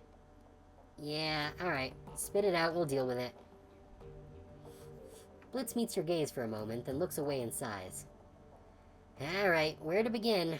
I met Emily in Drogenkeep. She was the first person who was ever more important to me than myself. I was crazy about her, Chief. To this day, she's the only person I've ever met who could outdeck me. And the real kicker is that she wasn't even a decker by trade. There was nothing she wasn't good at. I like to dabble in rigging, but to meet Emily, that girl could pick up anything that she set her mind to.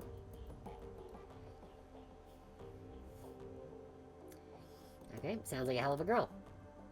She was. She made things right. No matter how stupid I was, no matter what I got myself into, she made it right.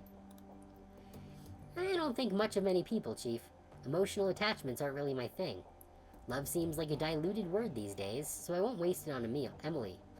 Let's just say that she was important to me. And then I lost her. I don't know what was happening. I didn't know what was happening. It came out of nowhere. One day she was just gone, along with most of my decking gear. The only explanation was a handwritten note on old-fashioned paper. Leave me alone. That was it.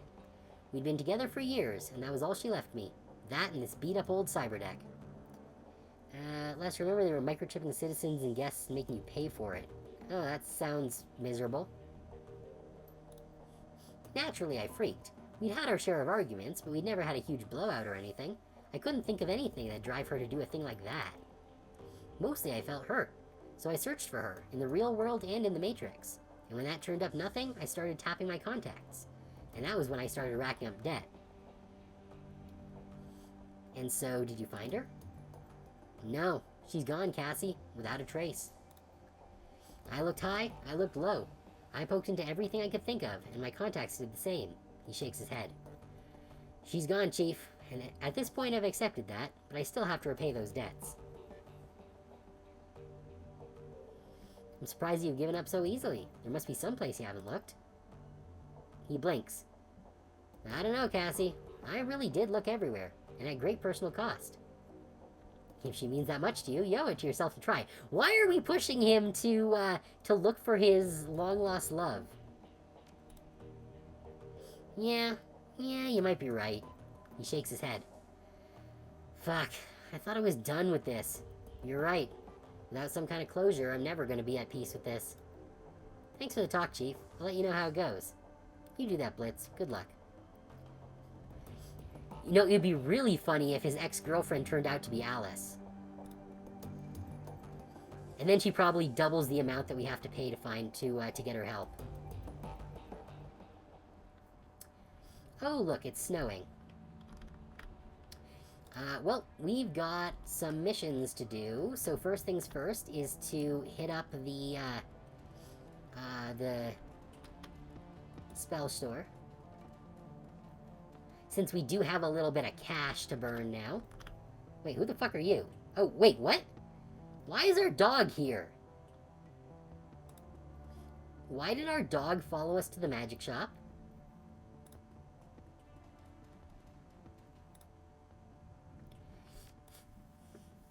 Alright, well, we've got almost 4K to work with here. So let's start by pimping our ride. We'll go with Powerbolt 3. And let's see. We could go with a Lightning Bolt 3, actually. Oh, no, we don't have the spell casting needed for it. Or the intelligence, for that matter. Ball Lightning, we don't have the juice for. Is there a Fireball 3? I see a Fireball 2 here. It's a Flamethrower 3, a Mana Bolt 3. We could get the Mana Bolts. That's not bad. Lightning Bolt 2, is there... Oh, yeah, so we don't have the juice for Lightning Bolt 3, but we could do Lightning Bolt 2. But I don't really want to. Is there really no Fireball 3? Okay, no. Switch into spells. That's easier to look at.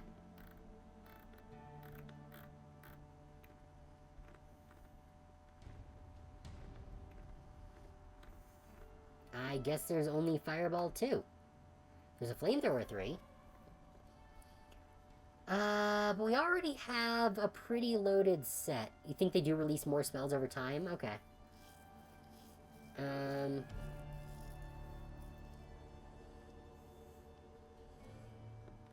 I'm tempted to go into Mana Bolt 3 just to pimp our ability to hit things with it.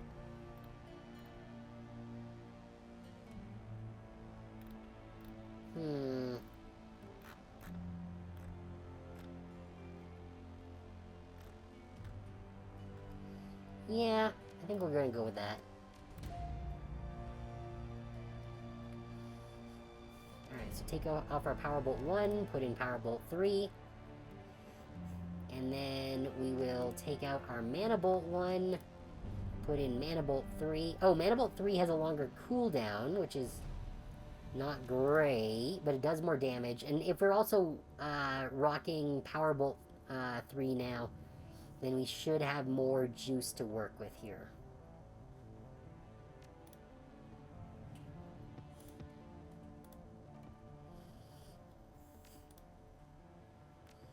Okay, so we can sell off our old Power Bolts and Mana Bolts.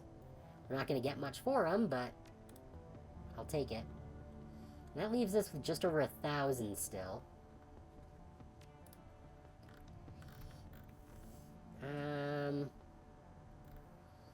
I don't think there's anything else worth taking right now.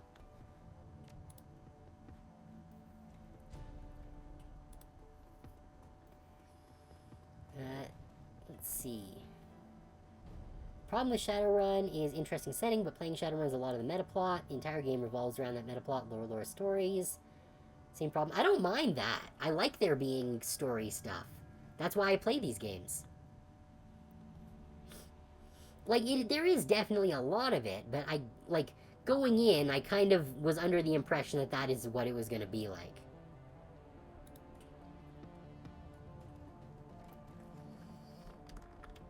Alright, let's hit the U-Bahn.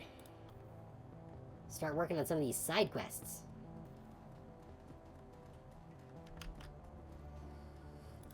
Well, the nice thing about playing it as a tabletop is basically that you can ignore whatever is not relevant.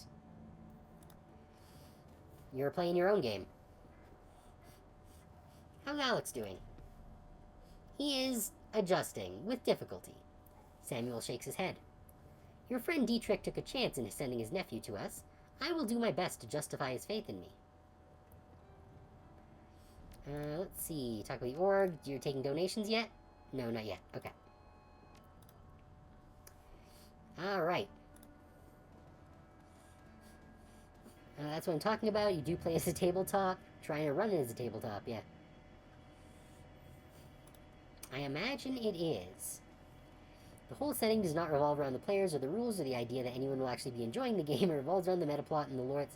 I think that probably depends on the table, Red Sky. Like, ultimately, it's up to the DM and the players to decide how much of the game revolves around their own characters and how much of it revolves around the world. And I guess whether you're playing a module or a homebrew campaign. Let's see. Where are we going? Pharma Labs or the Mark 6?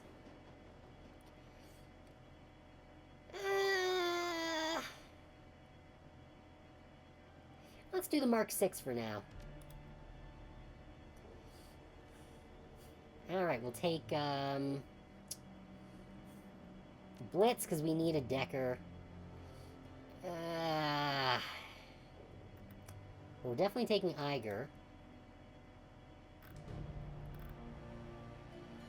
Oh, so we can take Lucky Strike now. Interesting. Let's see. Oh, what's wrong with that? There's nothing wrong with being a small part in a bigger story. One of my biggest complaints about 5e and some of the D20 systems is the problem of making your characters the single most important reality. That is true with 5e. 5e is very much about the story your characters are telling, which isn't necessarily a bad thing, but the world is very thin, especially in 5th edition.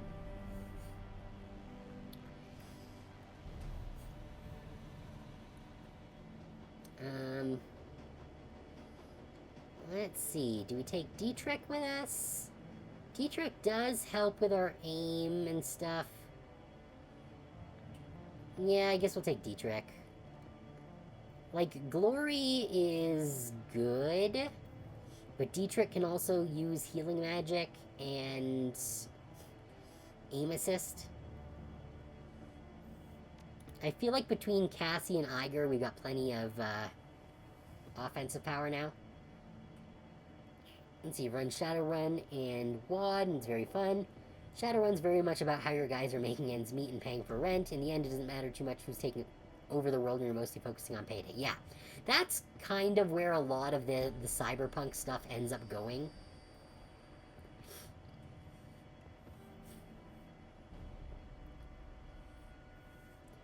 Well, like, Shadowrun might all be the same lore, but there's an entire planet to work with. It's not like it's all focused on a single area.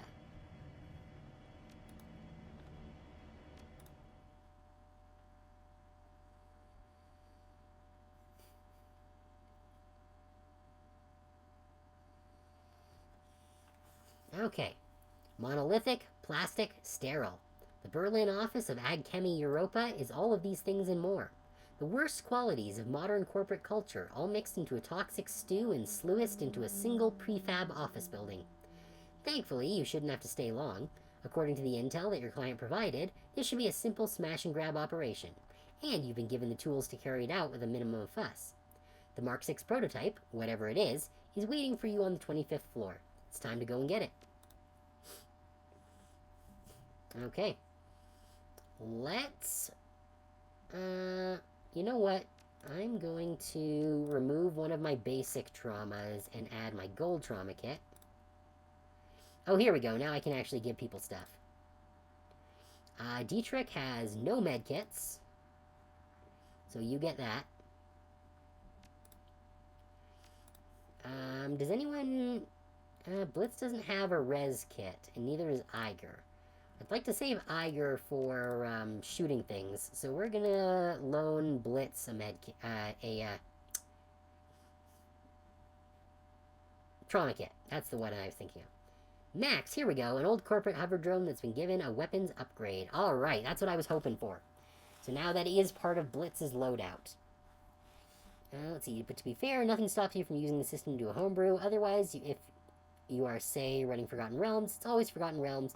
You might change things up, but it's still Forgotten Realms. Yeah, you're not wrong there. What's this? Drugs? No, I want... Get rid of the fucking drugs. Can I replace it with a drone kit? Yes, I can. Okay. Good. Forget your drugs.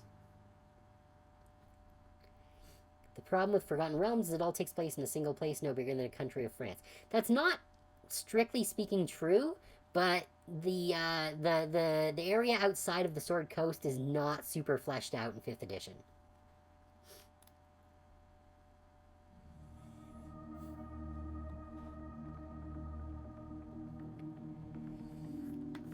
Okay, so we have to get to the 25th floor, deal with whatever's there, get the prototype, and get out.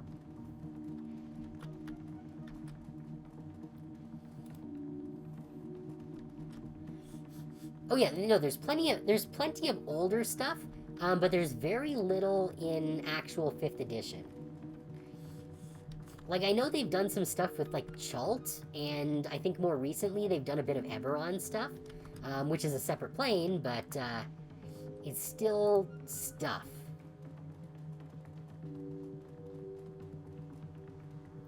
These crates have been sealed. The only visible markings are Project Atlas.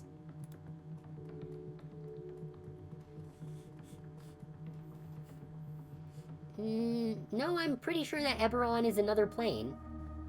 Because it is technically possible to get to Eberron from Faerun.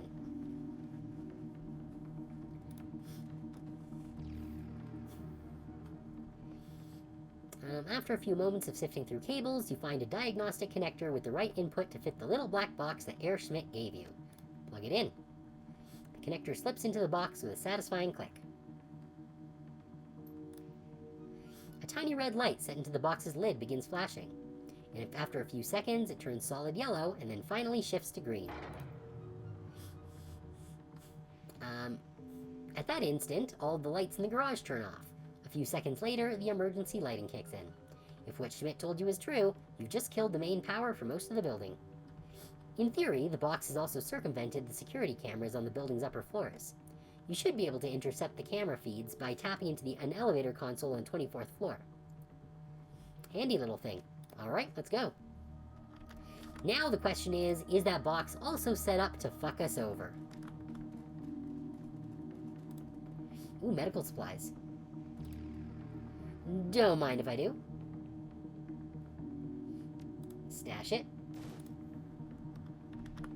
It's weird that it doesn't give you the option of giving it to one of your associates.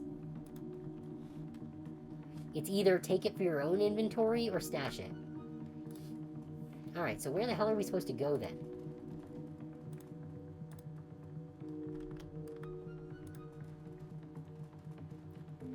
I haven't seen any other interactables. Unless it's... Oh, here we go, okay. So now it's unlock the door.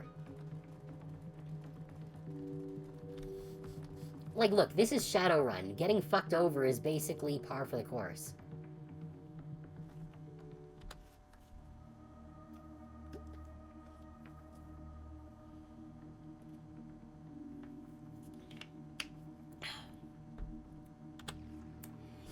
Tiger indicates a console built into the wall beside the elevator. This looks like the elevator console. The camera feeds should have been routed there. It only takes a moment to connect your PDA, and immediately visual feeds from all over the building begin to flood in. Yeah, definitely a handy little toy. Now I really want one. Okay, well, we're not getting in the elevator. But yeah, the whole things never happen outside the Sword Coast really comes down to DMs refusing to do anything outside of what's well established. Hardly the setting's fault. Yeah. Because, like, basically all the modules are set on the Sword Coast. Okay, so where the fuck are we actually going here? There's a lot of big empty space. No, I strongly disagree with that, Red. Just because you don't research fucking Faerun doesn't make you a bad DM. It could mean that you, first of all, don't have time to go in depth into the freaking lore of Faerun, which is a huge fucking rabbit hole, or more like rat's nest. Or also because you're only wanting to do a particular thing with your setting, or you have like a particular campaign in mind. You don't need to know everything about Faerun to do that. That doesn't make you a bad DM, it's called having a life.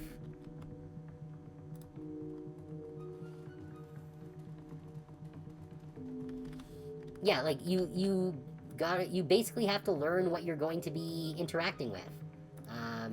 Beyond that, it's really up to interest, I suppose. Oh. I see bodies. I suppose we should probably kill them all. Because we were supposed to get to the 25th floor, right? Let's make sure the rest of this place is clean before we take on these dudes.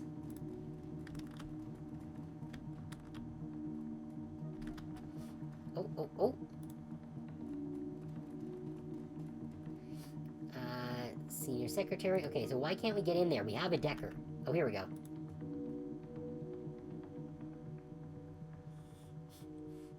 Ooh! We can examine the keypad in astral space. Your third eye slips open, revealing the hidden world of the astral plane. Several of the buttons on the keypad glimmer faintly. 1, 3, 4, 5, 9. Each of these buttons has been pressed recently. The residue of life clings to them, shimmering against the gray. Unfortunately, you cannot tell in which order.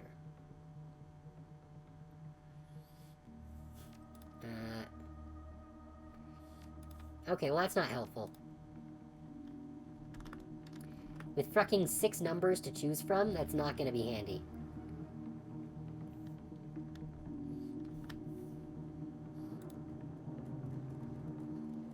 Okay. Junior Executive Warner. This door is open. Let's check out his bar. Oh, we're not a socialite, so we can't examine the bottles. But on the bar are a number of bottles of alcohol. Most look expensive, so let's take one.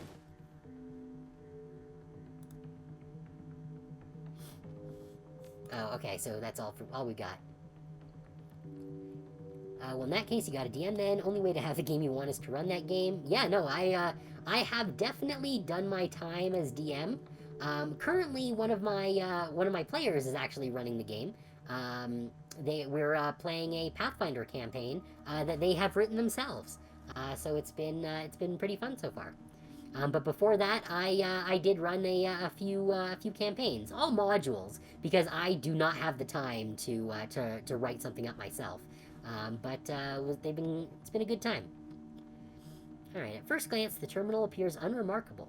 It's password locked, and a cheerful screensaver marches across its display. Upon closer inspection, you notice something. Interspersed among the colorful bouncing sprites of the screensaver, there is a symbol that you recognize. The dead drop marker of the Schockenwallen Rider. Ooh! As you study the display, a green light winks on above the terminal's display, the recording light of a pinhole camera. The screensaver disappears, and the screen floods with glowing green text. Schockenwillen Writer Contributor 1432 recognized. Welcome, Cassie. Oh, so I wonder if I'm getting this specifically because I've been giving information to the phone booth. Secret projects. This is an open request for information about the projects and material prototypes being developed at this facility. It is known that a synthetic drug is being developed here in support of a project called Atlas.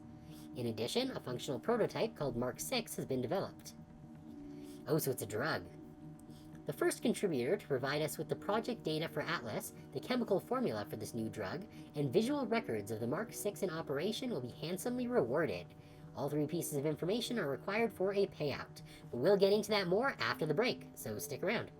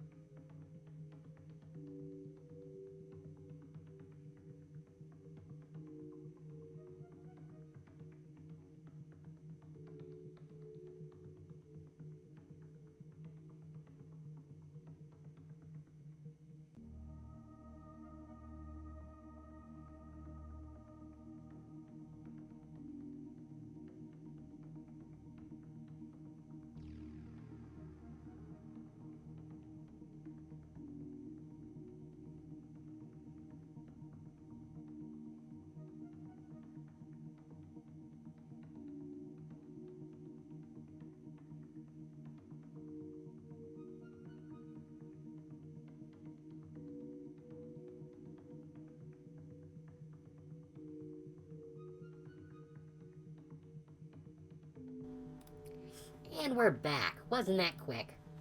Let's continue. Okay, so we need to get all 3 of these pieces of data before we can, get the money. Ag Chemi Europa is known to be a heartless corporation with little regard for metahuman safety or morality. They guard their secrets jealously and seek to hoard all information gained for themselves. This behavior cannot be allowed to go unpunished. What they know, all shall know. No longer will they hide their secrets in the shadows. The timely delivery of this information will be well rewarded. Freedom, equality, information. Schockenwell and Ryder. Okay. So we got some new objectives, so that's good.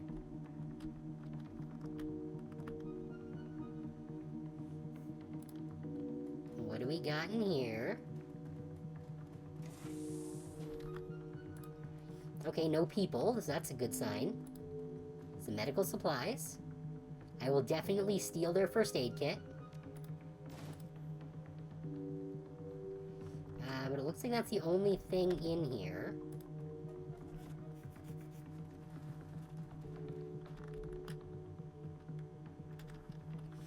That's the elevator.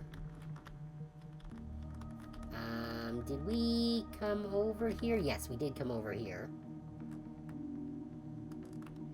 We have not come over here yet.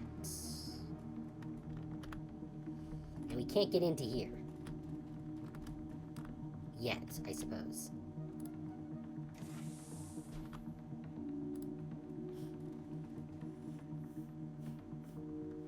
Welcome to the AGC Data Library Archive and Employee Record System.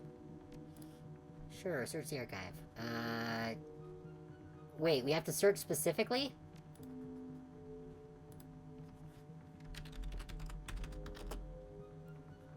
Okay, well that's not useful.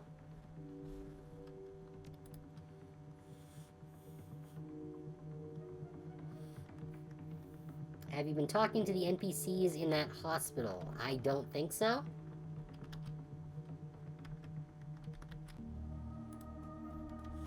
Like, I think we went in there once, but there was, like, no one there. There was just the one guy who sold us some medkits.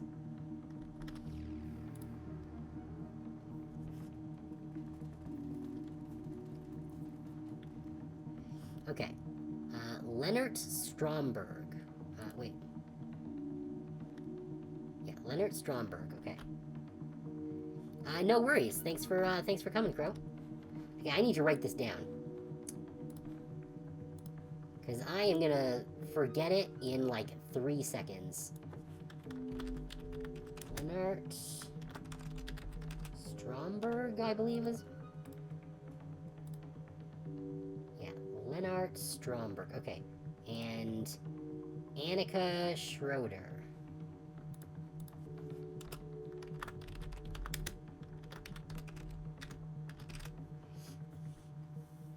Okay. Alright, so hopefully we'll be able to get some information on their passcodes with that.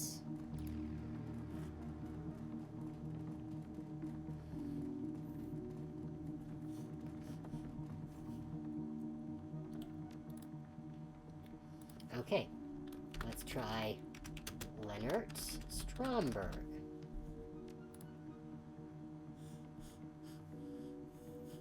Executive, pharmaceutical, blah blah blah, nothing important. Executive Stromberg was hired as a laboratory technician at the Berlin campus with a specialty in metahuman pharmaceuticals. He holds several advanced degrees, including PhDs in metahuman biology and chemistry. Hired shortly after completing his second doctorate, he was immediately assigned to Project Redacted. Upon successful completion of Project Redacted, he was promoted to laboratory supervisor and transferred to the Berlin office. Here he has successfully led the development of several Class A projects, receiving a series of promotions. He currently holds an executive position in the Berlin office, overseeing Project Redacted. He has been labeled a moderate high risk by AGC Security due to the sensitive nature of his knowledge. He is considered to be a non-expendable employee and holds a top-secret security clearance. Okay, that didn't give me any passwords. How about his secretary? Annika Schroeder. Okay, secretary to Stromberg. Hired as a secretary for the Berlin office, on the recommendation of Senior Vice President Haushofer, she was assigned to Executive Stromberg and has remained assigned to him for the length of her employment. Since being hired, she's maintained an acceptable to above acceptable performance rating. Primary skill set is administrative, secretarial. She's been labeled as minimal risk and is considered to be a grade 1 expendable employee. Holds a secret security clearance. Okay. Well, that's not useful. Alright, where else can we go? We haven't gone down here yet.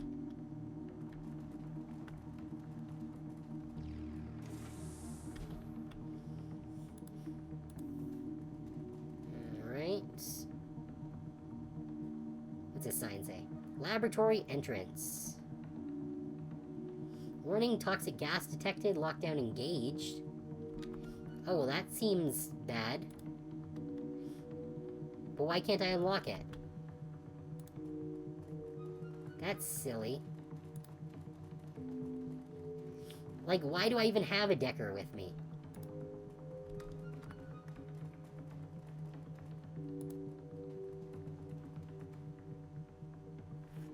A warning light strobes out from the console at your approach. Large white letters shriek out against a red background. Warning. Toxic contaminant detected. COCI2 phosgene gas. Ooh, that's not good. That's a neurotoxin. Hazardous material override engaged. Laboratory entrances locked down. Oh, well, we don't have biotech.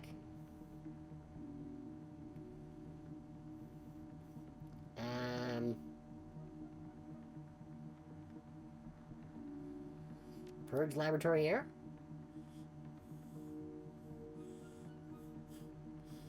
Wait, we don't have decking 4? That's lame. Oh wait, no, we do have, well, we don't have a decking 4, but our Decker does. Warning, this action will result in the venting of contaminants to exterior atmosphere. Level 5 authorization required. Okay, let's do it. Authorization accepted. Initiating purge. The distant whir of a powerful fan fills the air. Papers and other loose objects within the lab begin to flutter and roll as a powerful wind disturbs their rest. Atmosphere purged. No contaminants detected. Disengaging lockdown. That may have been, not great for the locals. You know, putting a neurotoxin into the environment, but, it's fine, because that means that we can, get into the lab now.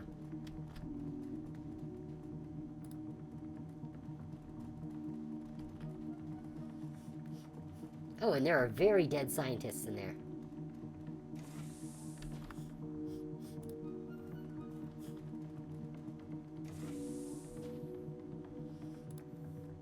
Alright, let's look at the dead scientist. The scientist lays dead beside a small pile of smashed glass, and a number of beakers have been knocked over on a nearby table. This computer is powered on, but in sleep mode. When the screen comes to life, you find a half-written text file on the screen. The timestamp on the most recent edit tells you that it was written just a few minutes ago. I didn't sleep last night. It doesn't look like I'm going to sleep tonight either. The last test batch failed. My fault, I got the mixture wrong. Sloppy work, Jensen. I can barely keep my eyes open. Gotta try again, though. No excuses in this office. I despise relying on stimulants, but I've got no choice. Gotta keep going. Progress marches on. Starting a new batch. If Haushofer's pet isn't ready to be tested tomorrow, well, best not to think about that. Gotta concentrate. Remember lab safety. Keep alert, keep awake. One wrong move could spell disaster. Yeah.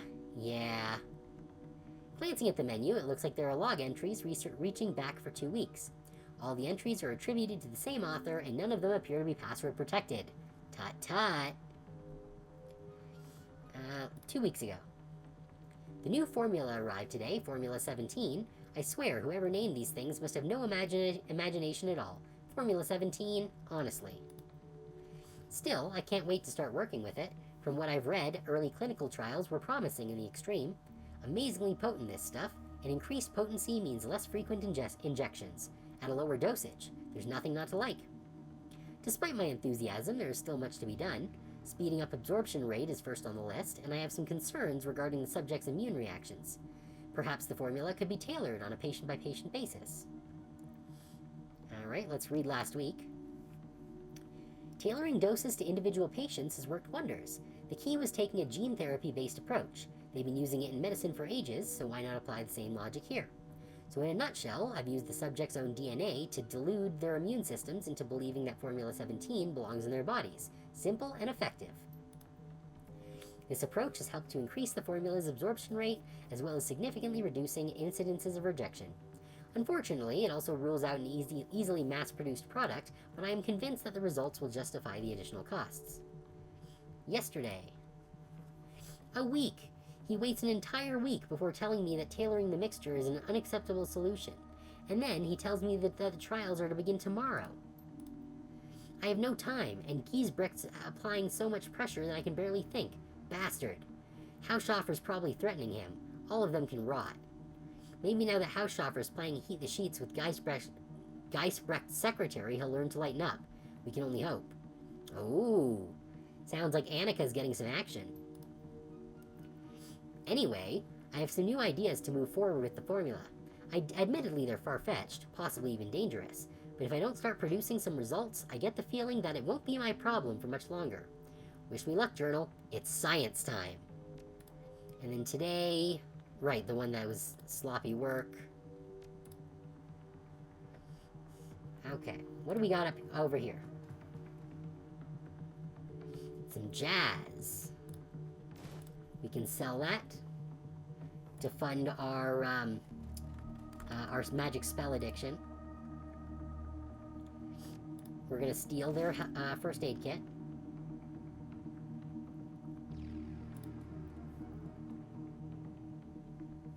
On the counter is a note, carefully transcribed in neat writing. The paper bears the letterhead of Senior Executive Leonard Stromberg. Is it a password? I'm still waiting for that report. When I said ASAP, I meant I needed it yesterday. Stay until you've completed the tests, then leave the report on my desk. The door code, here we go. Door code is 54139. Do this tonight. I'll expect to see it waiting for me when I arrive tomorrow. That's what I was waiting for. Okay. That's what we needed.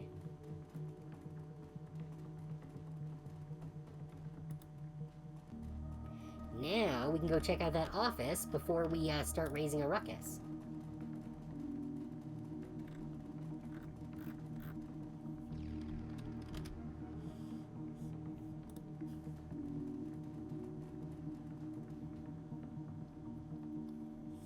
Enter the passcode. Yeah, eyelash in my eye. Yeah. What a nuisance.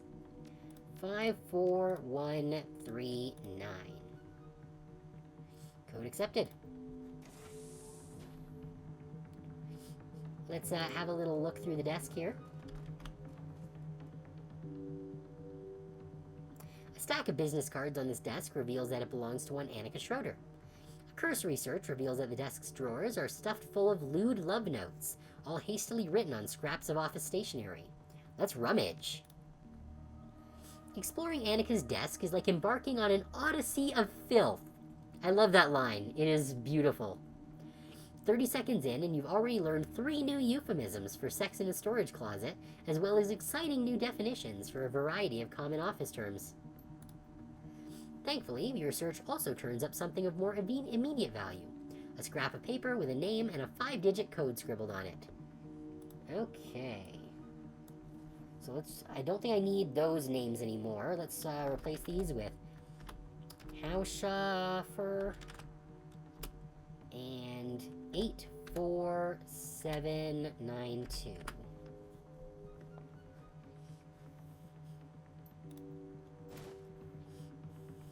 Alright. Okay, so it's just the door.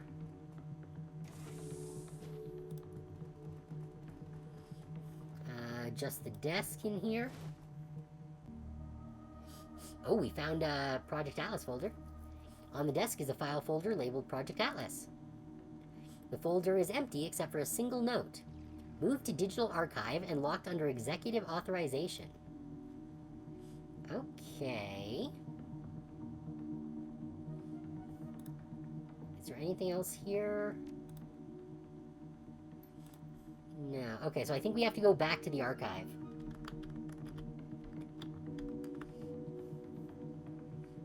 Which was, I think, this one here.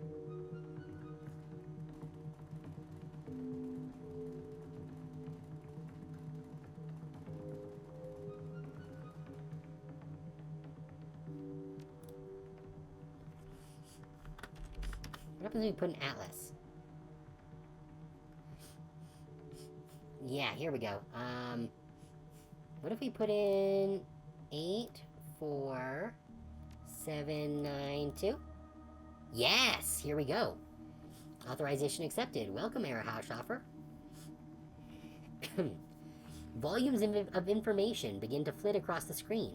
A good half of what you're seeing has been redacted, and the rest is written in impossibly dense corp speak. But we took corporate etiquette, so we can read it. Attempt to decipher the text.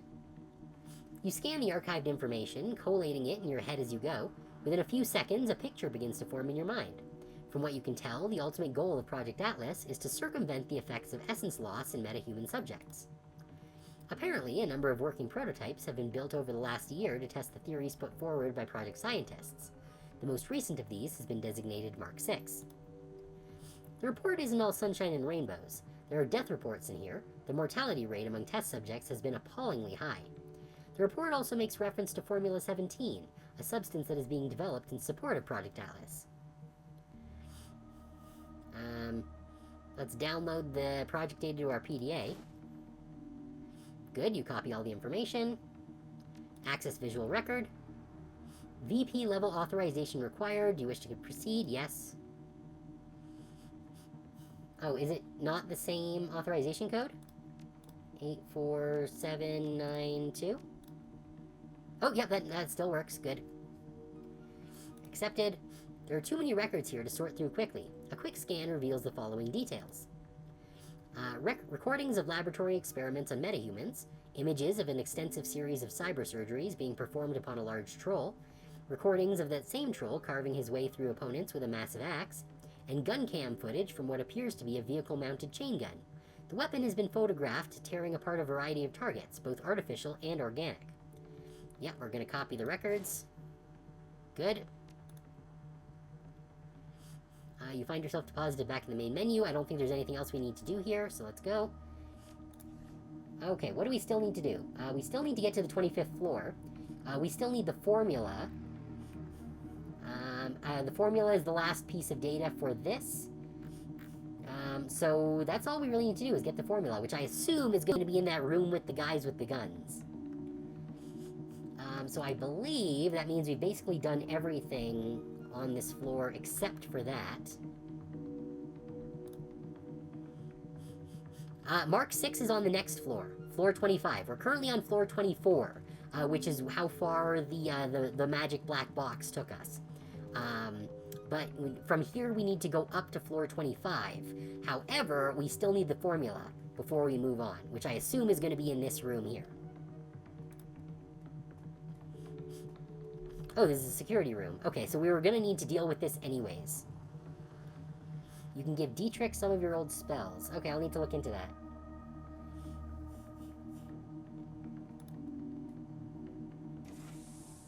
Hello.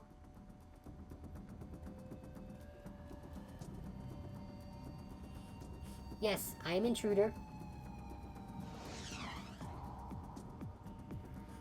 Okay, so you're a mage, and you just came into close range with us. So thanks for that. He does have one armor. Oh no, he's got... Yes, one armor. Let's... zap him. If I can get a beat on him properly here. No, I'm not casting Fireball. I will zoom in, though, so I can actually get a beat on these guys. And a Mana Bolt. He's not dead yet? Jeez, okay. Blitz. Use gun. We've got a 99% chance. Shoot him. Good. Now... move in and get under some cover. Is the gun just automatic? Does it just automatically do its thing then? Oh, wait. Where did this guy come from? I didn't see this guy here. Alright, Iger. You're using your shotgun? Perfect. Fill him with bullet. T-Trick. What happened to his magic,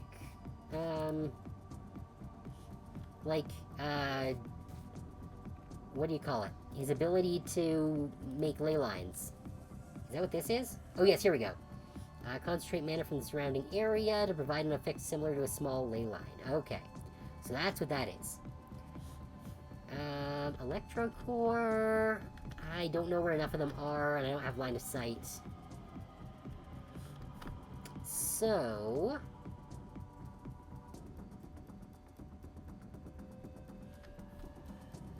I guess we'll just zap them.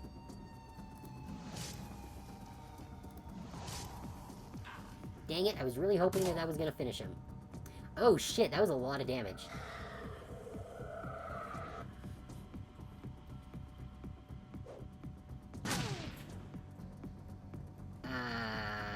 Okay.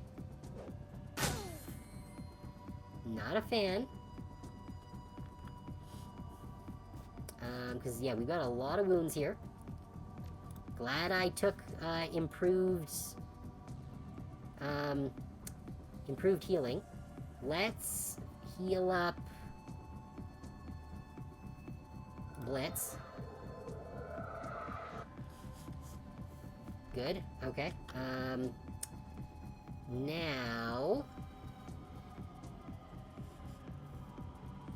I still don't know how I use my drone. Oh, here we go. Is this it?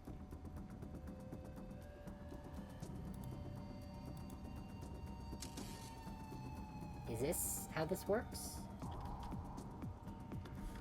Oh, okay, so he's in control mode now, so that it can use abilities? What is this? This is 2 single target, electrifies, and does AP damage. Okay. 77, 68. These chances of hitting are not good.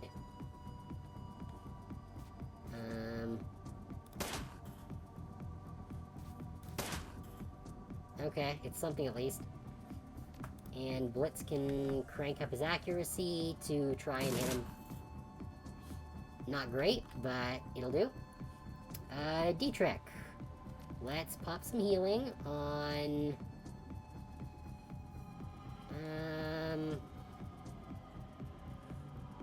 ourself. And then try and pop this guy.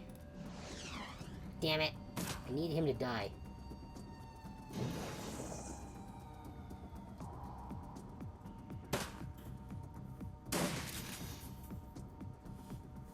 That's not great. Okay. Okay.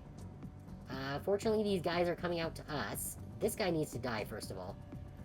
Oh! Actually... Oh, no, that's... big.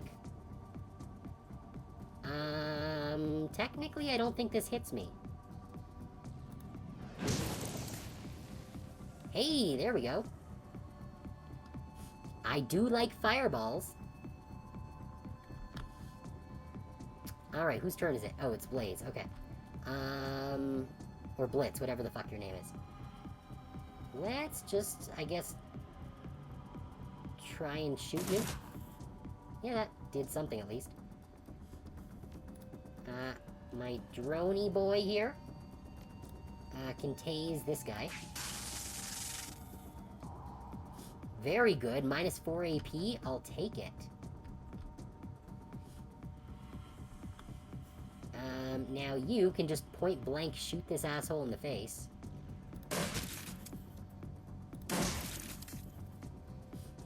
That'll do. D-Trick. Electrocore. I'm concerned that that's gonna hit my guy. I'm not sure what the AoE on this is. Yeah, because this is...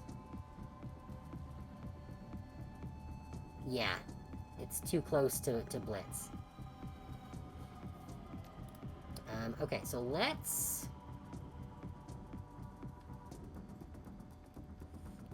what's this one?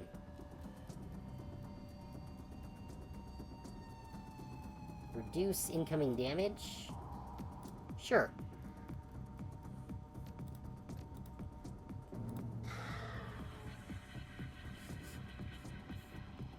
Let's reduce some incoming damage, why not? And then, can I shoot anyone? No. So I'm gonna stack some aim on... Iger. I need to get Blitz out of there. Oh, and Max, because Max is in rough shape here. Where's your drone repair kit here? Not enough AP. Okay. So let's... Can I move somewhere adjacent here? I want to move to this space, but it's being finicky with clicking. There. Good. Okay. So you're there. Cassie, I'm going to move into cover. She's only wounded 2, so I'm not hugely concerned about that. These guys... This guy only got 1 armor. This one's got 3, so I could strip their armor. It does only cost 1 pip, so let's do that.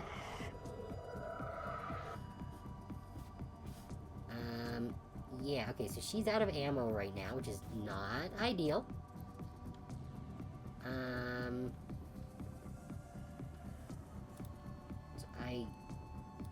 So does she have line of sight on anyone? No. So I am gonna, I think, move her in here. And... if I move to switch to this, then yes, I'm not gonna hit anything, so I'm just gonna have her reload. Now, D-Trick...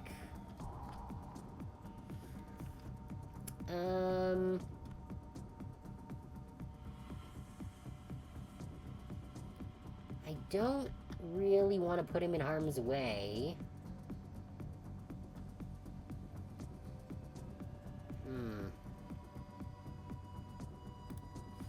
Is this gonna give me line of sight? Yes. It's not great, but it's something. And it missed. Okay, Max. Advanced drone repair kit. Alright, it's something. And then, I guess, shoot this guy.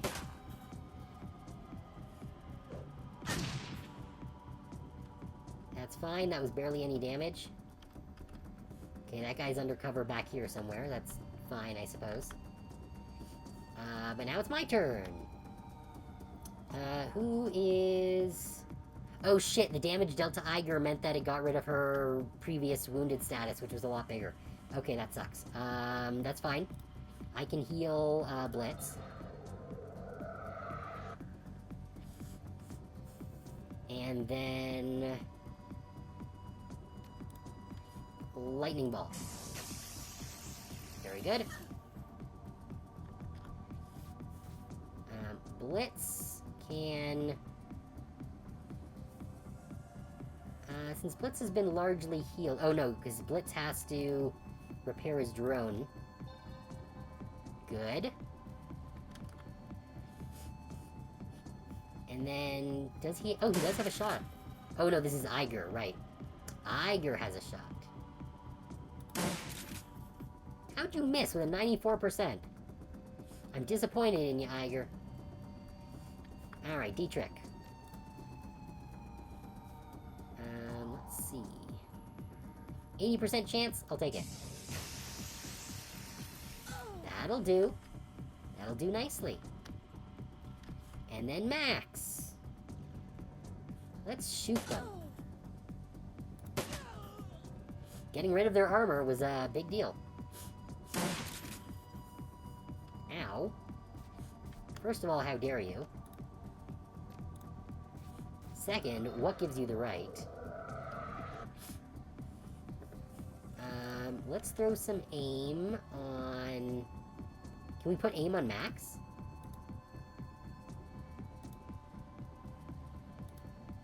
No, we can't. Okay. So let's put it on Blitz then. And now, how about Fireball? That is fun. Line of sight blocked.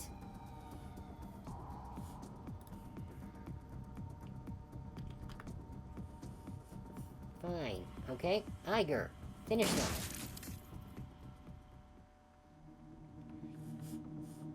Good. Now, who is in need of healing? Cassie's pretty much full. Blitz is down a little bit. Iger could use some healing. But that's pretty well it. So we're actually not in bad shape. Excuse me.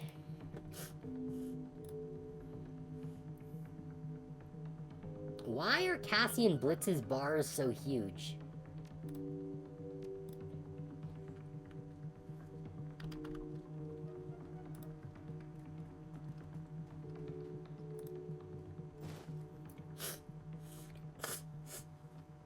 Lying atop a clipboard is a security ID card. The name on the card is Leonard Stromberg. The paperwork clipped to the board indicates that this is a replacement ID. It was scheduled for pickup tomorrow morning, but it hasn't been embedded within a security code yet. There's a single 5-digit code scrawled in blue ink on top of it. Oh, that's the code that we got before. I think, yeah, this is the 54139. So this was just an alternate method of us getting that code. So we've already done everything with it.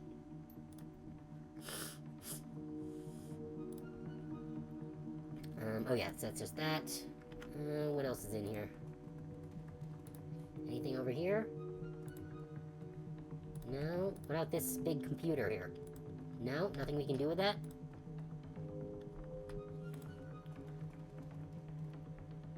Well, at least it means we won't have to deal with the security. But yes, we will take this gun. Good. I was kind of hoping for more, to be honest. Alright, well. We'll open this door just for the sake of completion. Fuck you, I'm opening all your doors. And now let's hit up this elevator, which I assume is the one that will take us up to the next floor.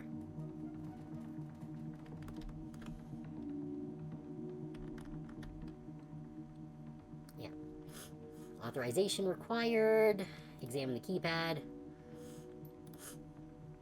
24789, but we don't know what the order is. Oh, I think that's Haushofer's code. The 84792. 84792. There we go. I was right. Access granted. Yes, we've done everything we need to on this floor. We're probably going to get the formula on the next floor. Because we got everything that was down here. The elevator whisks you upward toward the executive's level 25th floor. As expected, the run has been relatively smooth sailing so far. A chime breaks the silence as the elevator glides to a stop. The Mark 6 is somewhere on this floor. All that you have to do is find it.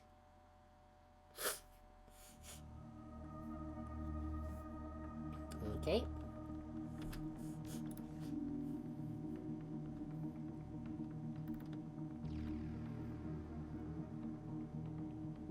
Wait, did we fuck up?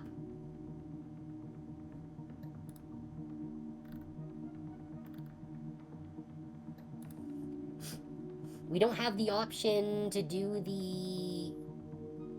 we don't have the other Schockenwellenreiter mission anymore. I think I might have screwed up.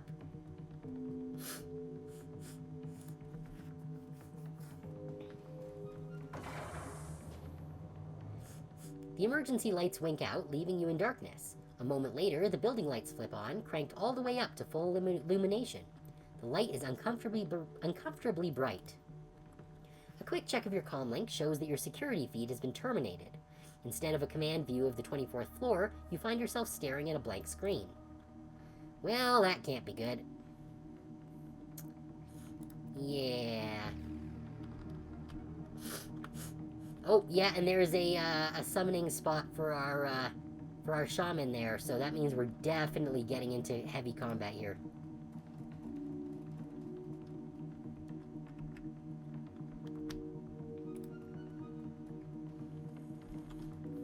Okay, nothing to interact with yet. Anything at the desk here? No. But I don't like that we couldn't go into this room over here.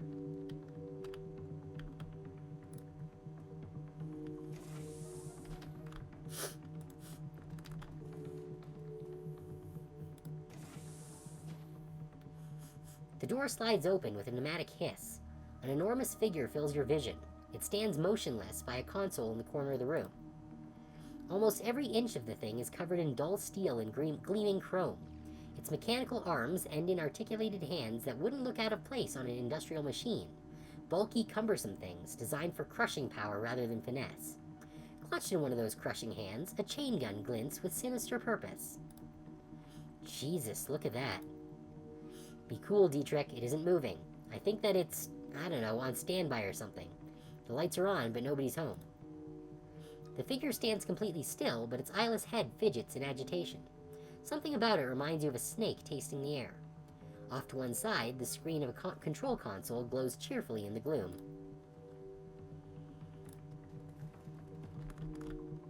Okay.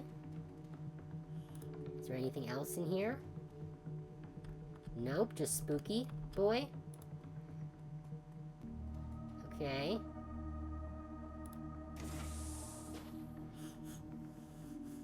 Mark 6 Cyber Zombie Prototype Control Console.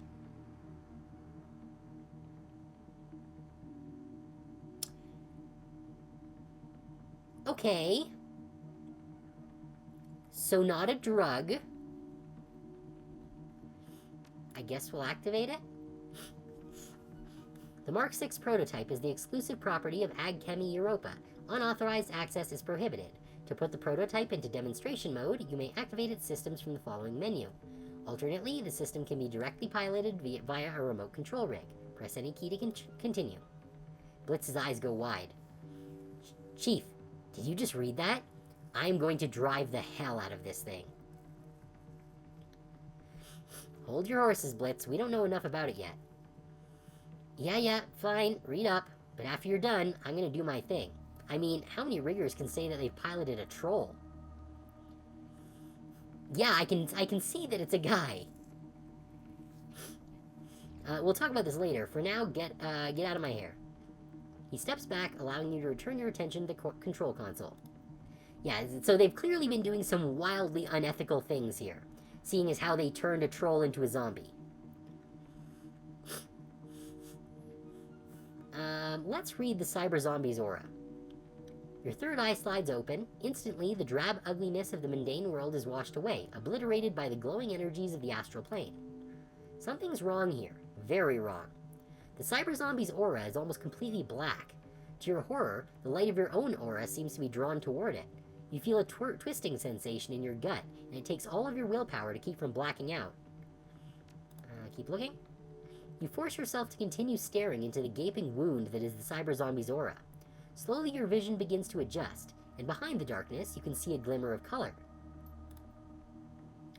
Somehow, buried under a mountain of chrome and steel, there's a part of this thing that's still capable of thinking, of feeling, and that soft living core is shrieking in pain. Reflexively, your third eye clenches shut. The color and beauty of the astral plane disappears from view, taking the horror of the cyber zombie's aura with them. A single thought echoes through your head, backed by an iron will that is not your own. A message from a mind that has been severed from its body, but is still very much alive. Kill me. Shuddering, you emerge from your reverie. You are, once again, standing before the control console. The cyber zombie stands, unmoving, just as it did before. Okay, let's access the README. Mark 6 Prototype Demonstration Model. The Mark 6 prototype incorporates top-of-the-line cyberware from all Chemi Europa subsidiaries, including the Zeiss Dreadsight Laser Designator, BUT Heavy Industries Powerlift Industrial Cyberarms, and the brand new Zeiss Sense Shell Cyberskull. Where necessary, competitors' products have been incorporated into the platform, Ares dermal plating, Universal Omnitech move-by-wire, etc. These systems should be considered placeholders for this proof-of-concept prototype. The biological component of the Mark 6 was selected for size and durability by General Genetics Worldwide.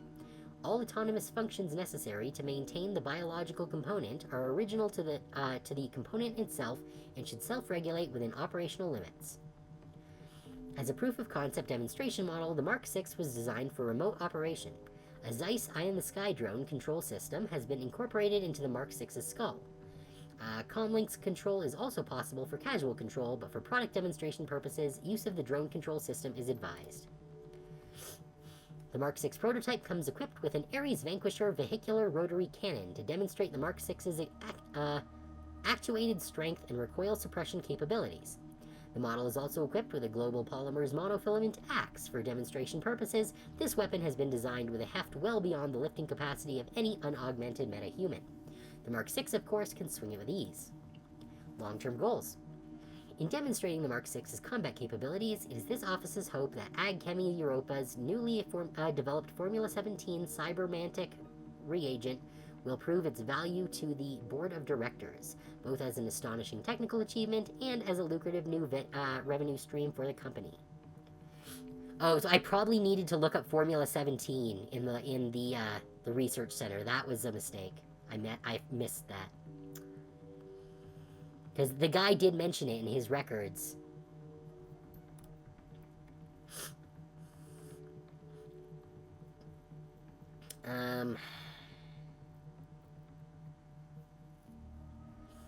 Yeah, I'll let Blitz handle this. Blitz shifts uncertainly as he patches the cyber zombie into his drone control network. This is strange, Chief. The cyber zombie's massive hands flex twice, and it takes a half step forward. Its mouth twists into a wide grin. But, I think that I could get used to it. Sure, activate and step away. You hit the activation control, and the cyber zombie lurches to life. It takes a step forward, and you can hear the whir of actuators calibrating to adjust to its weight. A few seconds later, the whirring sound dies down. It relaxes into a slight crouch. I've got it, Chief. The Mark 6 is under my control. But it's strange. This thing's reactions feel off somehow. It's almost like there's something else in here with me. We can talk about it later. For now, we should concentrate on getting it out of here. Okay. So hopefully because Blitz is controlling it, they won't be able to take control of it away from us. And it'll help us in combat. And maybe we'll be able to recruit it. But I don't have high hopes on that one. Oh, okay. Hi.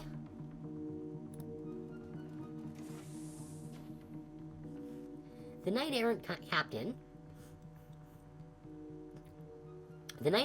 takes a half step toward you. Magnified by his mask's speakers, his voice comes out like the roar of some great beast. Drop your weapons and step away from the prototype. Do it now. Knight-Errant are the personal security force of Ares, one of the megacorps. Okay, well, clearly this is an important prototype for them. I've got a better idea. You drop your weapons, and I won't order Tin Man here to tear you in half. The Knight-Errant captain pauses a moment before responding. When he speaks, his voice is dripping with scorn. Try it. See what happens. I don't like the sound of that. Do you honestly think that they didn't install a safeguard in that thing? That we couldn't take it back from you at a moment's notice? Now drop your weapons, or I'll have that abomination tear you in half. Come on, man, can't we talk about this like civilized people? Stop wasting my time. Get your ass on the floor, or get ready to have a one-on-one with the Almighty. Hell with this. Target spotted, activating remote control rig. Now the question is, because we had Blitz take care of it, is that going to keep them from taking over? I do need to get rid of this rigger. Guard, Grenadier, Conjurer, Enforcer, Captain, Mage. Oh, that Mage is on the friggin' ley line. You need to die, but so does that rigger, but he's behind heavy cover.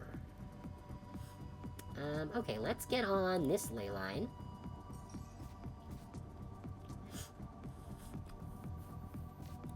And let's see if we can bolt this rigger. Yeah, okay, there we go. Now, Blitz...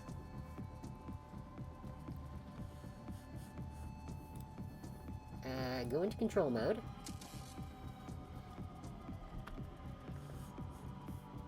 Max here. I do want Max to be relatively shielded. So we can't tase anything right now. But we can possibly take a shot at this rigger, though he is under heavy cover. Let's deal with the mage. And then Blitz can take an aimed shot at the mage, because I do want them dead before they can use that ley line to their advantage. Iger. Yeah, shoot the mage. Good. Switch to snipe. Oh, that we still only got a 54% chance. 69% chance. It's not great. I think I'll have to have my mage deal with the rigger.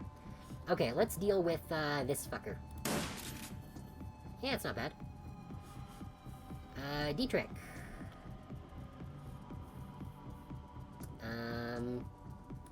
Let's get D-Trick here.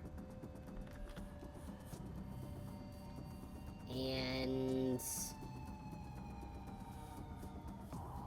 you know what? I'm gonna take a risk on hitting the, Knight Errant. Dang it. Well, missed that.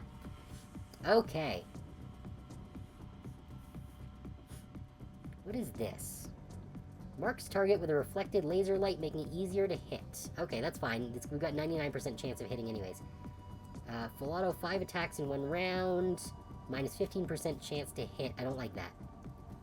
We're just gonna do burst fire. Oh yeah, that'll do it. I like this thing.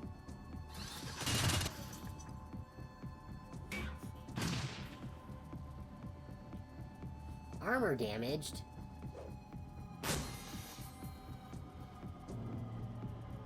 Okay, that's fine. Losing AP. Oh, crap. Well, I'm gonna need to kill them, won't I?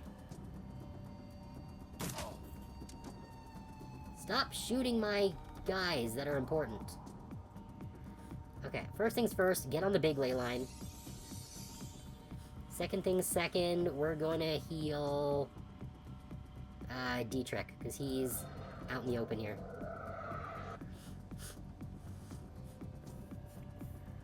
Blitz is going to... how's his health looking? 13 down. He can use a standard med kit. Good. Iger can deal with this Conjurer here.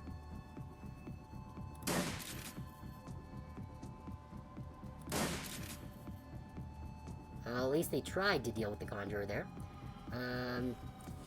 D-Trick only has a single action because of that stupid grenade. So he's going to... daze the Conjurer. That didn't work. Alright, Max. Shoot this Conjurer. There we go. Good. Conjurer's little ghost is down. Now, Big Boy has 4 actions.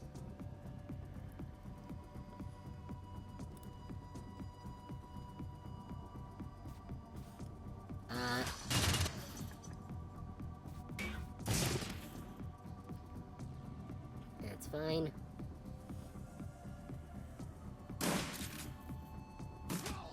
Ah, stop. Oh, good. He had a trauma kit on him, so he was able to revive. That's good. I need to get Dietrich under some kind of cover here. Oh, crap. They have taken over the cyber zombie. Shit. Okay.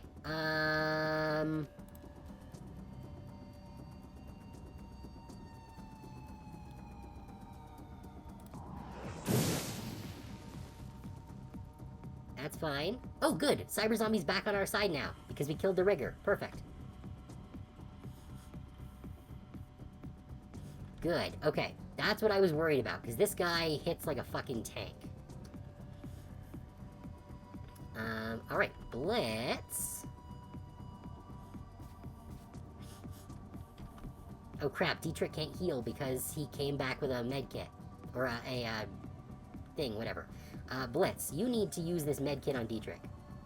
What do you mean on it? Oh, right, because he's only got one action. Shit. Okay. Is there anyone I can actually shoot?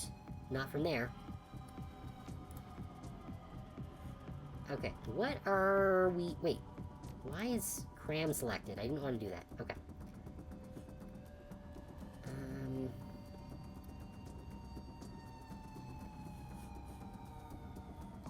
Let's get under some cover here.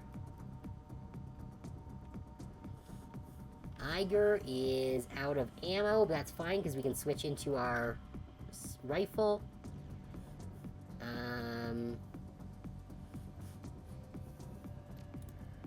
Use an aimed shot. That's not great. Dietrich. Let's get you...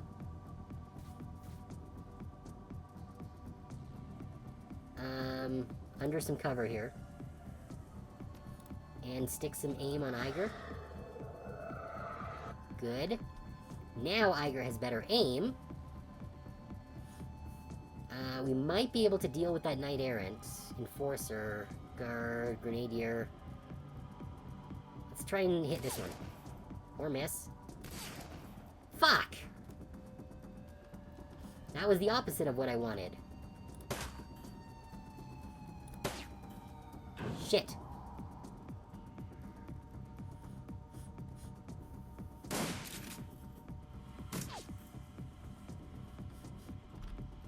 Alright, that's fine.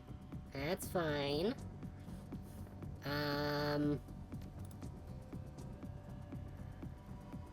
How about,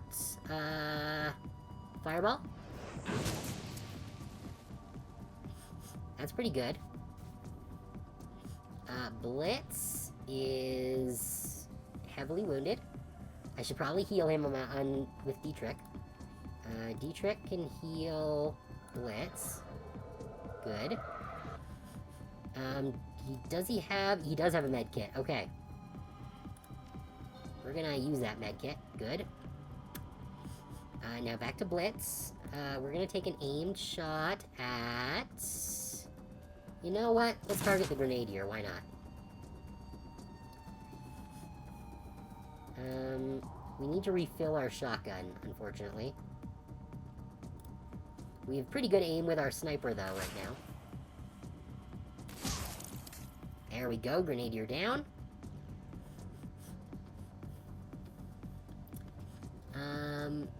Let's see, Max. Get rid of this Enforcer. Perfect. And see if we can get a shot on this one. Okay. Now, our friend. Our best friend in the world. Oh yeah, this thing is awesome, boss. You sure we can't keep it? Those Knight Errant Dreckheads have a little surprise coming their way. Let's just make sure we don't lose control over this thing. Yeah, that's a, good call. It would be real nice if we could get it as an actual, thing, though. Drug formula. How do we get the drug formula?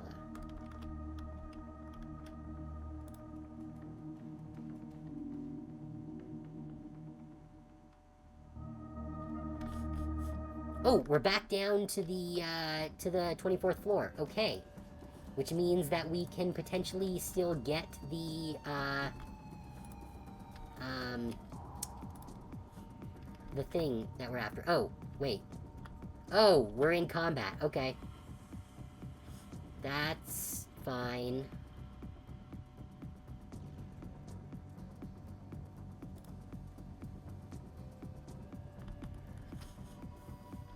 Okay, we, target spotted, engaging. Yeah. Okay. So... lightning bolt? That'll do. Blitz... can switch into control mode.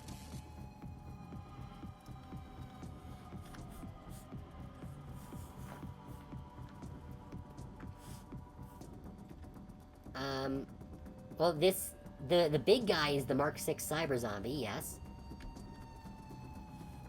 He's our friend now. Let's see, Enforcer, Guard...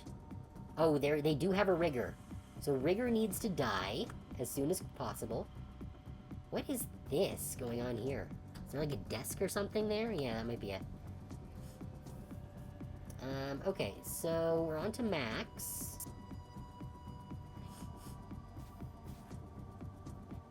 No worries, Red. See you later. We're gonna finish this up, and then we'll be calling it for the night as well. Oh, but we are in an ad break, so I'm gonna pause the stream here real quick, and we'll be back very soon. Stick around.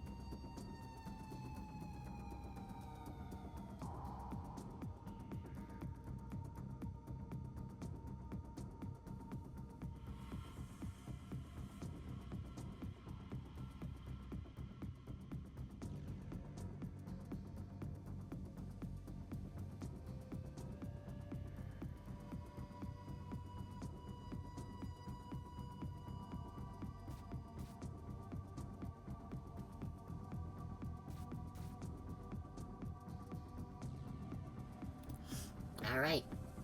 Let's get through the rest of this clusterfuck.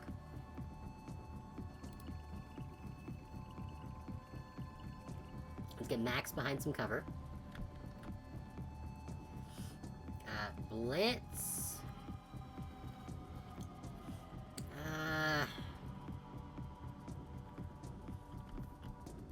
I guess I'll start moving Blitz up.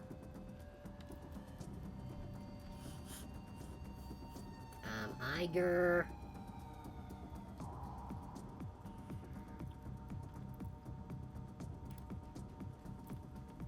Iger can go here. I would like to snipe the rigger. My aim isn't great, but we got him. Dietrich I want to get into cover.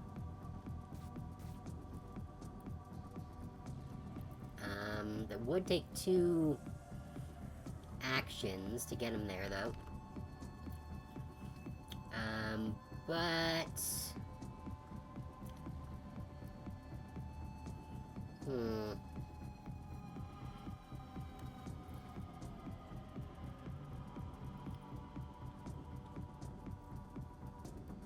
Yeah, let's just get him over here. The cyber zombie, I am not comfortable taking out until that rigger is taken care of.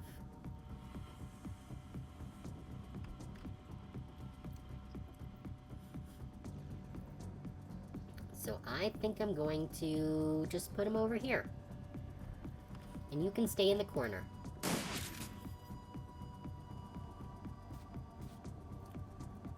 Alright, what are these new guys? As long as they're not riggers. Ow. Alright, what do we got? A guard, conjurer, enforcer, guard. That's the captain, that's the rigger, and a mage. Okay. That's fine. I can work with this. What's my range on my fireball? Not far enough.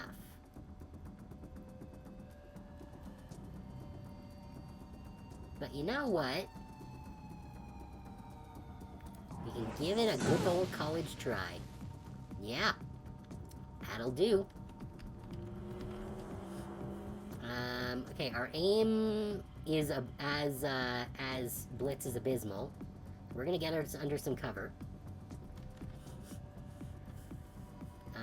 Iger... Oh, I need to heal Iger as soon as I can. Iger can... Ooh! Right! Rigger has moved into sniping position. Thank you.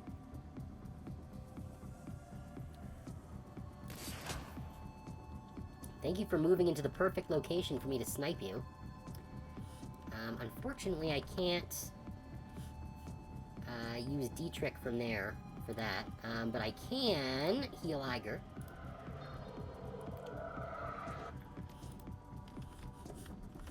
And improve Cassie's accuracy.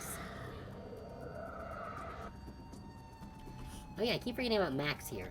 Although I can't use the accuracy increasing on Max, because it won't work. 50% chance of hitting, 62% chance. It's not great. Hey, what about the taser? No, it's only a 45% chance. So let's deal with this guard here. Might as well. Hey, there we go. Guard down. And you can wait until we deal with the rigger. Ow. Please stop shooting me.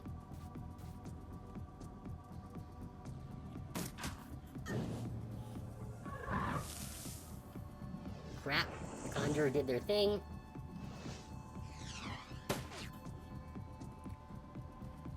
Would you please stop shooting Dietrich? I need this fricking rigger to die.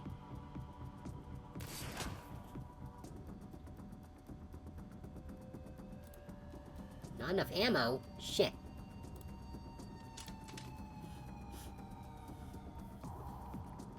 Cassie is going to heal Dietrich.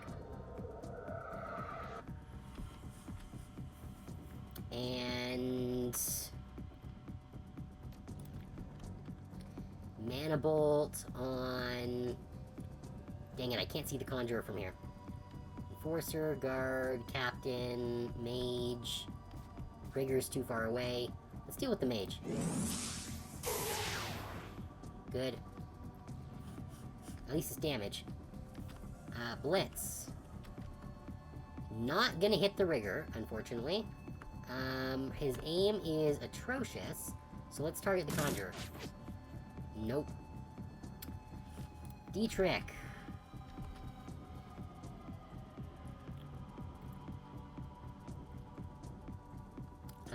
Yeah, let's do that. Oh, that sucked. Well, that was a waste of a turn. Okay. Max. Target the conjurer.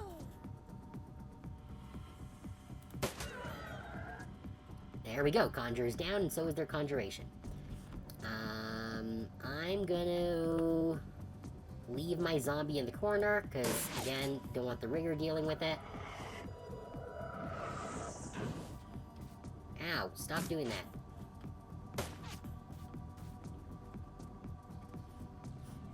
Wait, did the rigger really just come up closer to us? Well, I'm not one to look a gift horse in the mouth.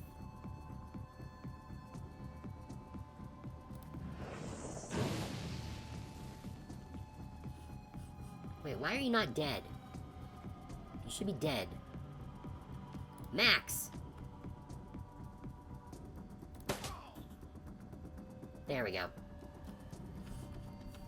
And Max can hopefully hit this enforcer too.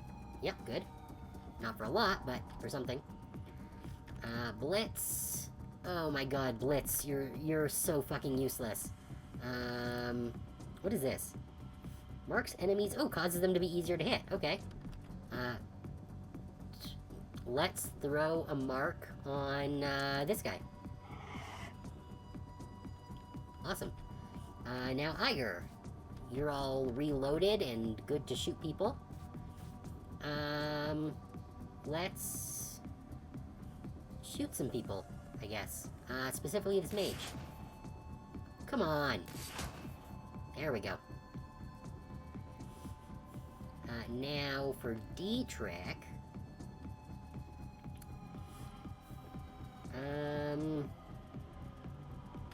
Can't heal, unfortunately. Now, how does this work? Oh, this does let me set a spot for it.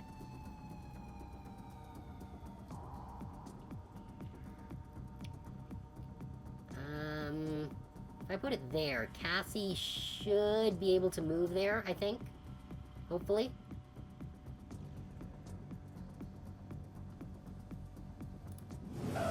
Let's see.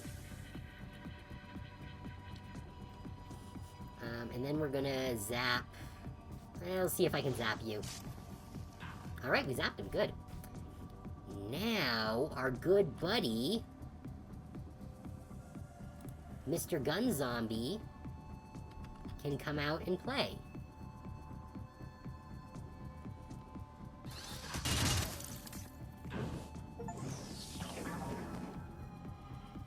Oh, we got an achievement for killing someone with damage over time.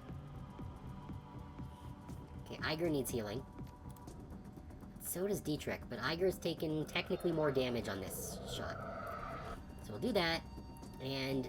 damn it, I can't get far enough to actually get into the ley line. But now I know how that works. So that's good, at least. What I can do, though, is... zap the mage, maybe? Yep, good, okay.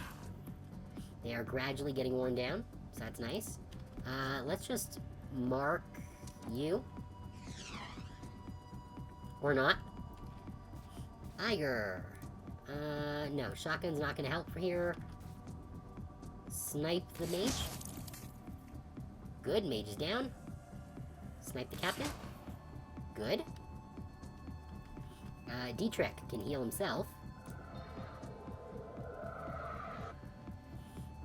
And, you know what? Song of reducing damage. Max can make a cold shot. For 2 damage. Not great. I should really strip his armor.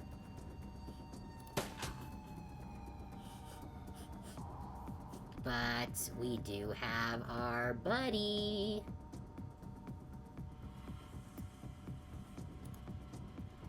Hi. What is this? Minus 15% chance to hit. Uses 10 bullets. Let's go. That'll do.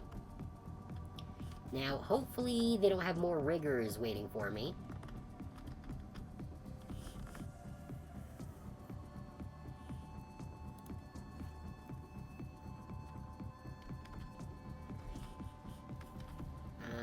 Let's see. Oh yeah, this is Blitz. Blitz can only move one because of Max.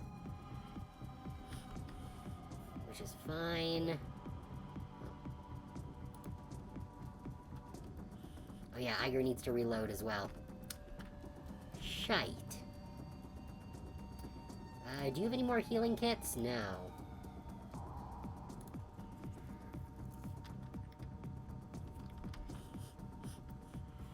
Max. Start making your way. Oh, come on.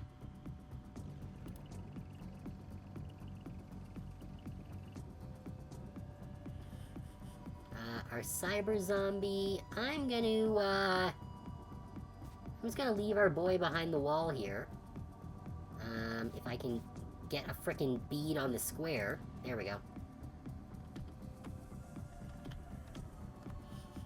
Oh! We could get through there, I suppose.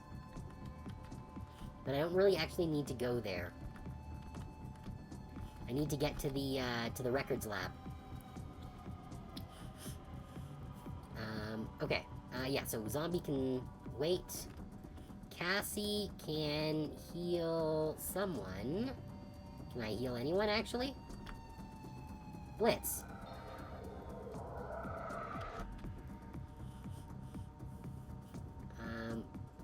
Blitz. Does Blitz have a kit? Yes. What's Dietrich's health actually at right now? 21 out of 40, so not great. Can we use one of these on... not enough juice. Okay. That's fine. Let's just start moving up here then.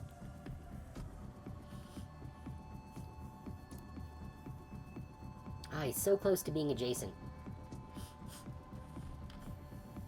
But that's fine. Iger can start moving in. Dietrich.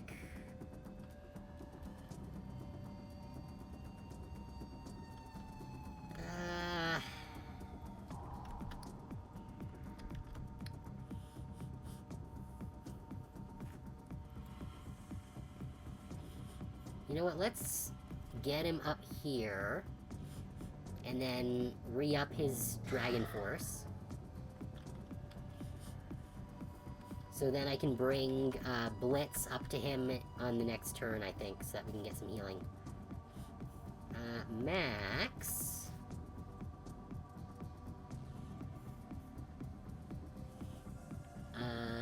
bring Max around here.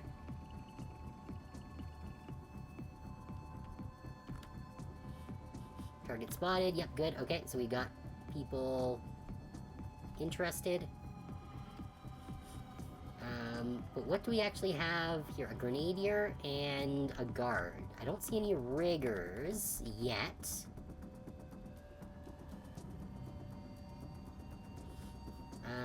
So let's get him into cover.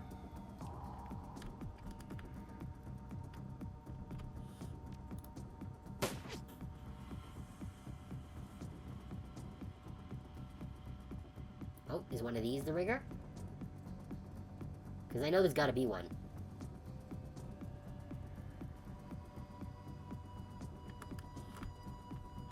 Let's see, okay. So there's the Grenadier, the Guard, Mage, Conjurer, Guard. Okay, no riggers. Okay, so let's get Cassie undercover.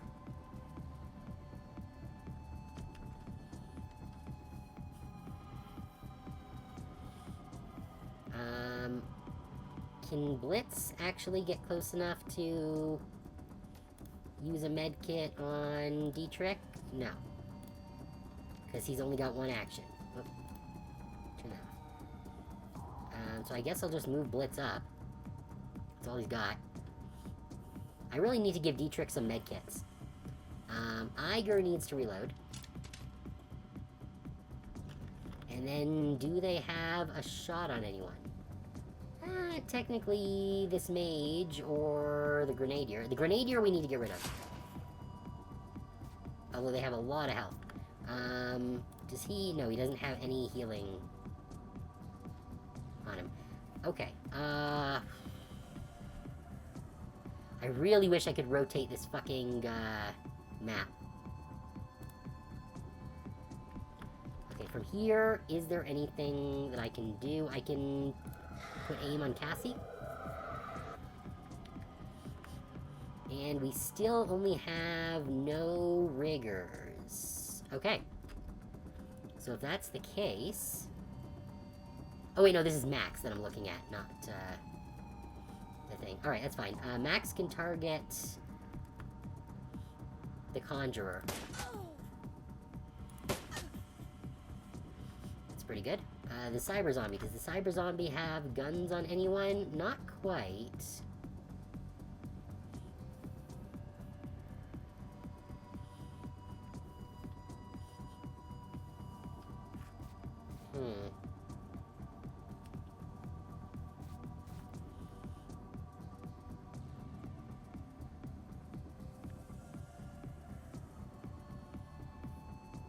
You know what? Let's risk this.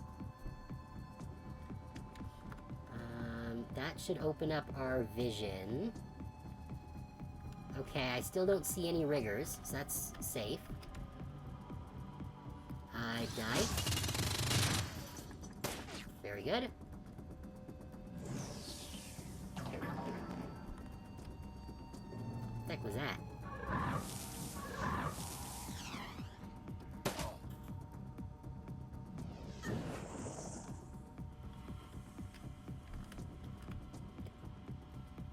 Oh dang! The Conjurer immediately lost control of their summon, and it just straight up attacked them. Alright, that's awesome. Alright. Okay. Can we... Oh, we do not have line of sight on anything here. We need to move. Okay. Not ideal.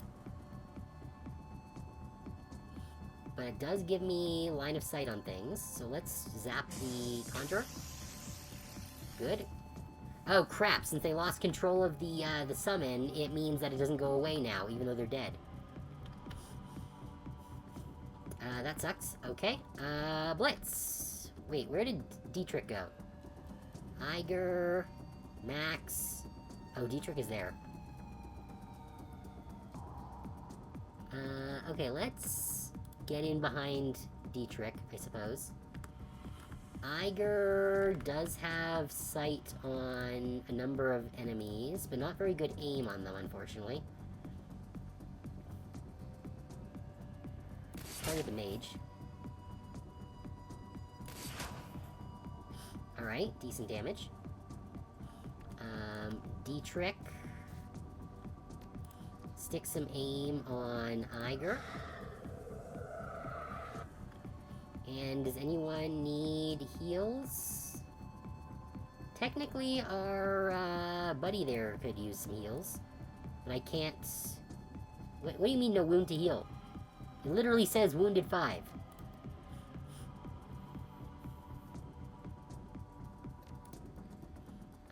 Well, let's give Cassie a ley line. Wait, what the hell was... I don't know what that weird red thing that we saw happen was, but... let's make a called shot to hit this mage. Or miss. Well, that one's something. You're out of ammo, so let's reload. And then we will shoot... with a regular accuracy. Regard. Very good. Ow.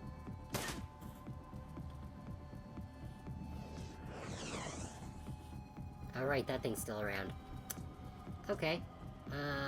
Yeah, so, first of all, Blitz, you can finally use a healing kit on Dietrich. Good. Cassie now has the power of Leyline. So you can... kaboom. That'll do. Iger probably doesn't need to deal with these two, but you, however...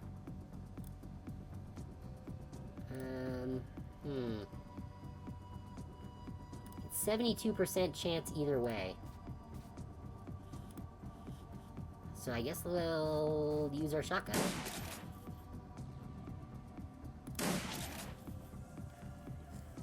That worked.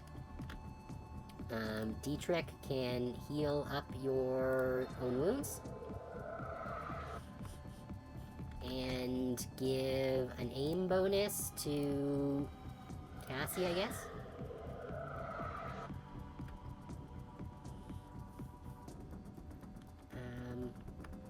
Max should be able to nail this Inferno thing. Or not, because it has to reload. Alright, hit the Inferno. Good, Inferno's done. Cyber guy can probably hit this. Good. And then you. Good. Okay, so we're still in combat. Which means we have to make progress. And I still need to get over here. How the hell am I supposed to get through that door if it's locked? Oh, we have to go around the long way. Okay. Blitzen. Oh, you can't get to the door. Okay.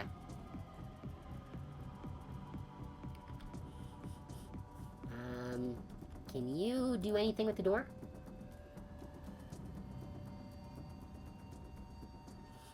Examine the console. Takes only a moment to pop the casing off the console. Looks as if a skilled decker could get in, but we are not a skilled decker.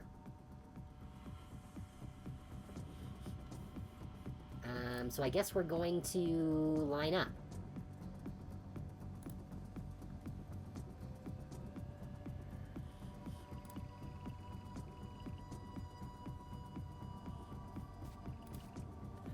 Yep. Cyber Zombo.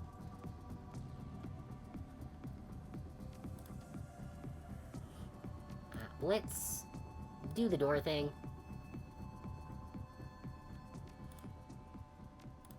Unlock it. Good. We can get through here now.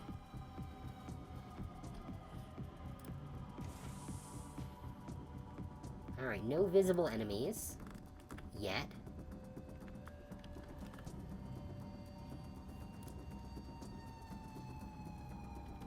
Oh. I saw something in that room.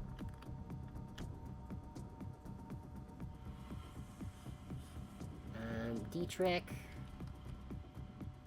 Yeah, there's dudes in that room that we're probably going to be fighting in the near future. Max.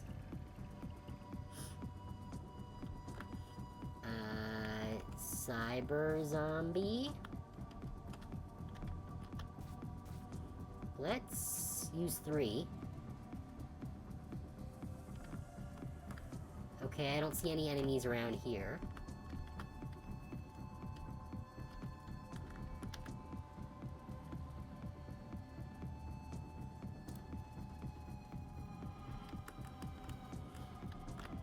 Yeah, no, but there is a conjuring spot here, which means that we are going to be encountering enemies very shortly.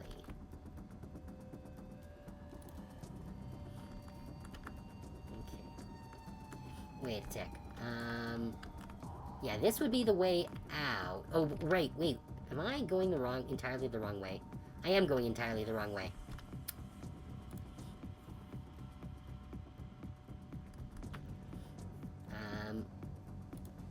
we need to go... Oh, wait, no, because this door is locked. That's why... Right.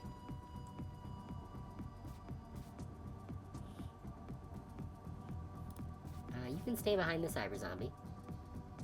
Wait, what's this? A vent?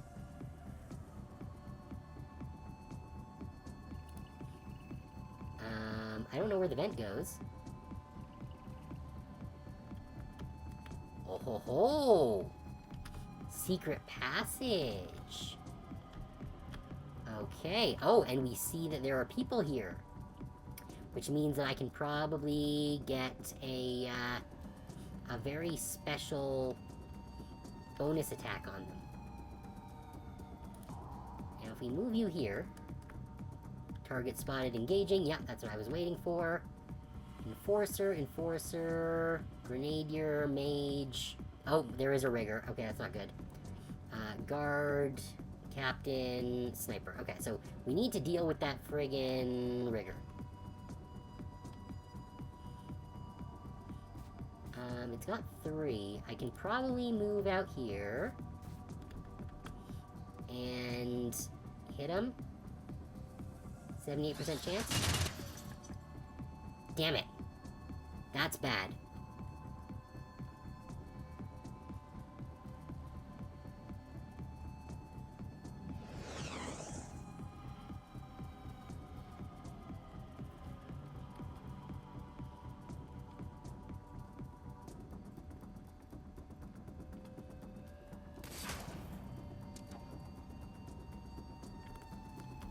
Okay, he's still in our...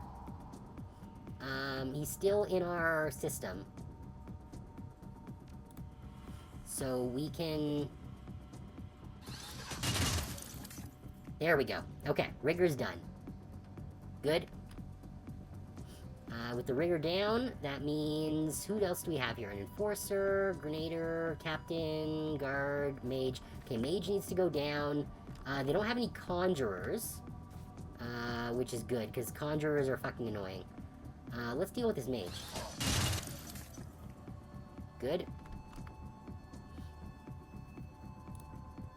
Get over here.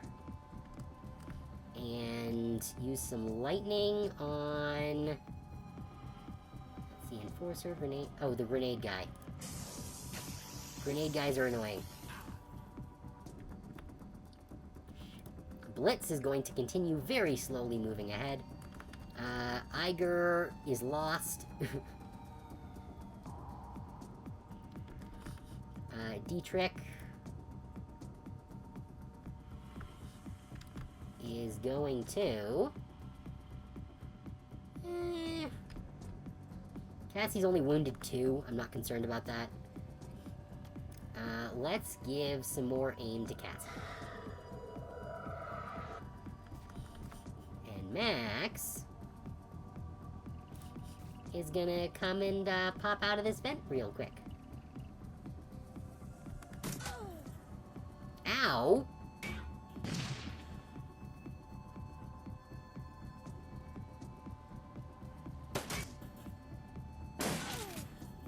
Shit! That second wound will have overridden the big hairy one. That sucks. Alright, well, you know what? Fireball.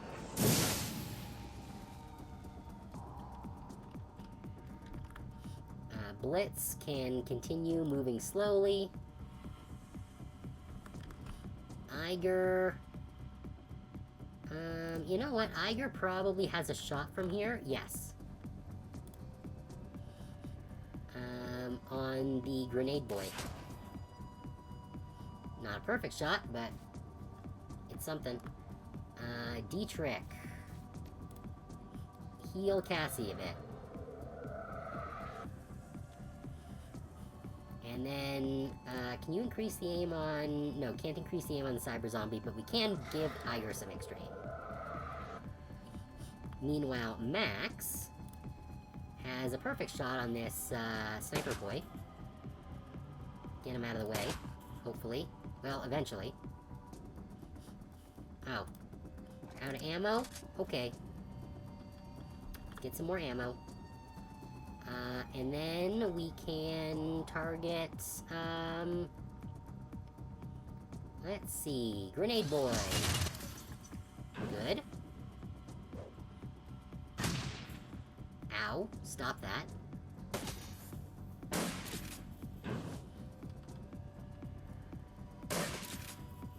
Stop shooting Cassie. She's gonna have to go into her precious reserves. There we go. Alright, I'm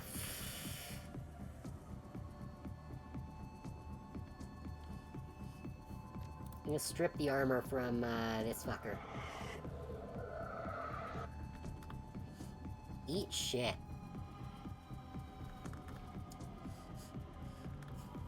Okay. You're out of ammo on one of your guns at least, but not on this one.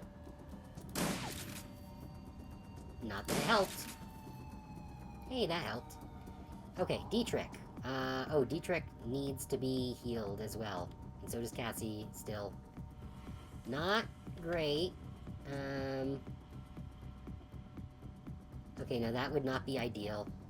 Let's just go well, put up our aura again. Our damage reduction aura. And you know what? Let's, give Cassie some, juice.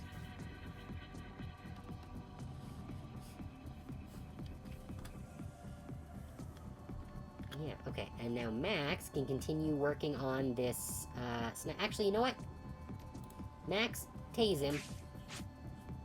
Or not. Whatever. That was only a 99% chance of success. Okay, well,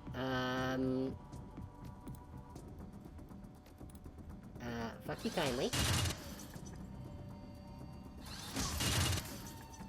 Good. Oh, who the fuck are you?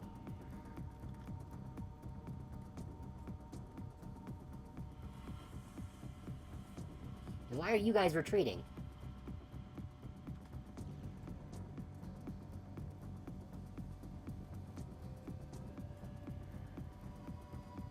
Why are there 5 more enemies here?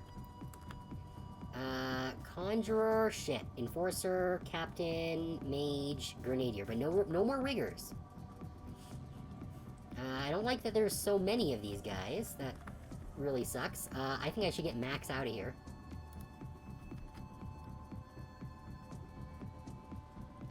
Yeah, let's get Max behind some cover.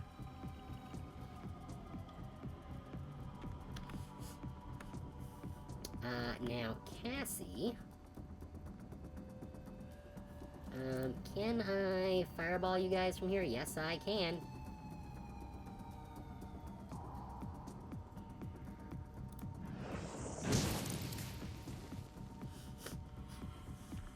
Very good. Was that a... yeah, that was a killing blow on one of them. Very excellent. Now Blitz is almost somewhere where he can do something.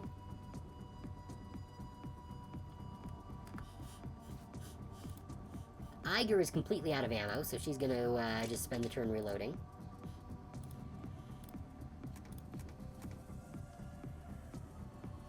Oh, I should have really healed, actually, for Cassie. Oh, well, Dietrich... Actually, let's haste Cassie. Who can then use your healing on Dietrich. And our cyber zombie, can... I can't read what the number says. Is that 68 or 80? I think that's 88. Shoot him. Good. That's one more down.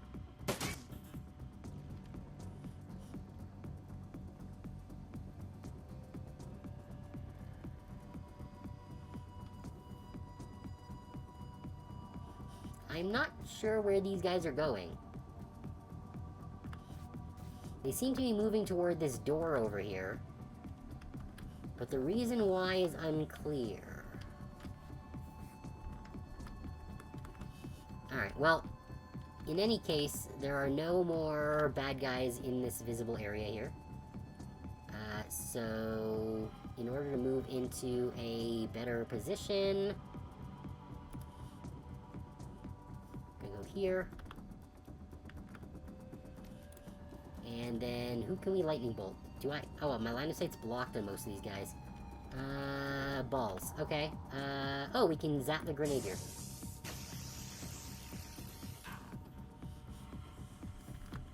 Blitz is... continuing to be not super handy. I kind of want to just get him behind some heavy cover.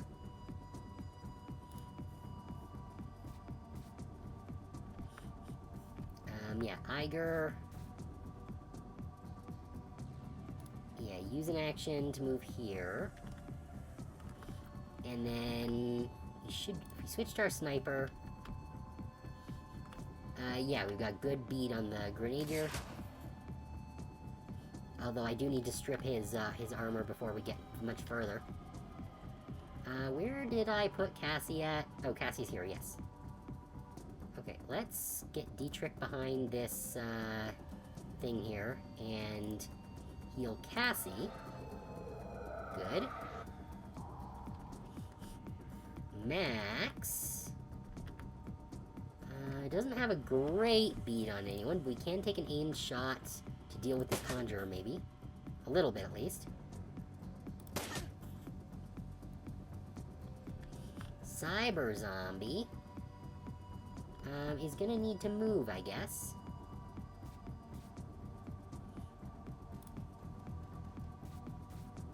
Hi. Nice to see ya. Not enough ammo? Oh, whoops. I didn't realize that he was completely out of ammo.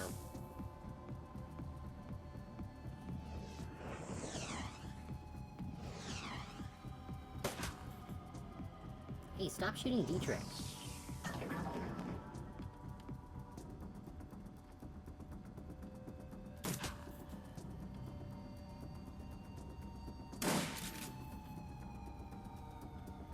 Okay, oh, did Dietrich not actually take any damage there because of the Dragon Slayer ability? Awesome! Alright, well, you know what? Let's start with our Cyber Zombie, because this Conjurer needs to die.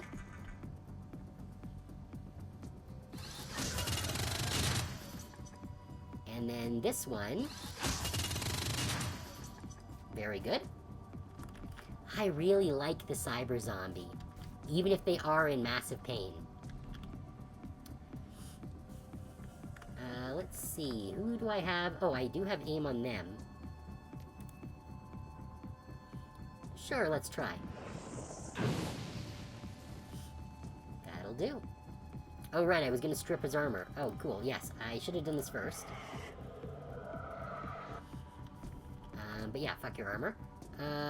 Here, let's see if we can mark anyone.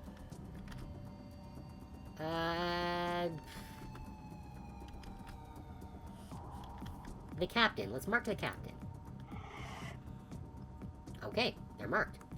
Good. Now, Iger, with your snipey powers, let's start pinging at this grenadier guy. Dietrich, you should be able to get a hit, maybe, on these guys? Well, we got one of them. And drained his AP, so that's good. Max. Maxi, Maxi, Maxi. Alright, let's try shooting this guy. Not getting a lot of damage off, but it's something.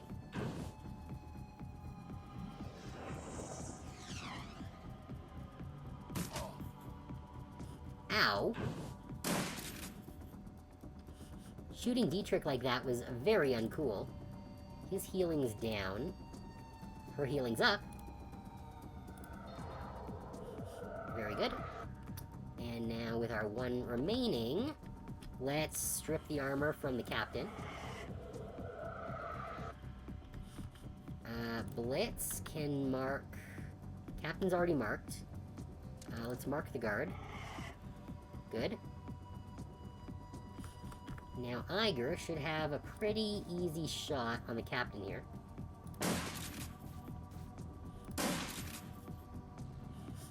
Not bad at all. Dietrich can't use his big blast for a while. But he can haste Cassie, who can now Mana Bolt Cassie. Good. Worth it. And now we're back to our good friend. Oh wait, no, this is Max, not our good friend. Our kind of middling friend.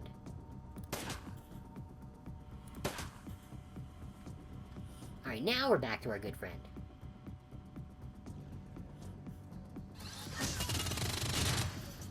Very good. Oh, but he's out of ammo now. He sure goes through ammo quickly. It's a good thing ammo's not a limited resource. Hey, would you mind not shooting the protagonist? I'm not thrilled with this, this sequence of events.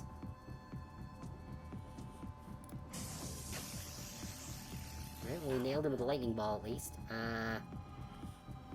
Let's see, does anyone else need their armor stripped? No, everyone else has only got, like, one armor. It's not even worth it. So I'm just gonna use a standard attack. And miss. That's fine. Oh wait, I get another shot. Gets another shot? Gets another shot!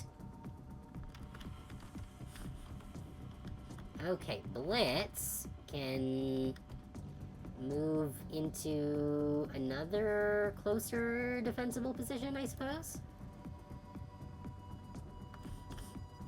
Now, Iger can move to our sniper rifle. Target the mage. Not enough ammo. Alright, reload. Dietrich.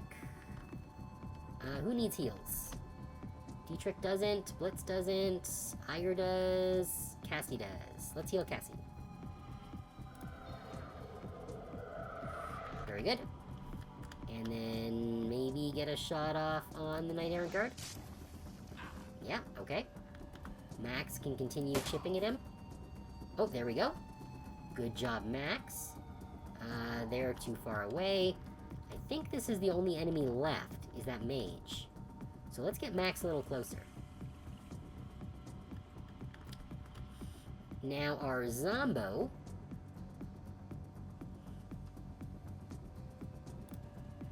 is gonna say hi in the only way he knows how.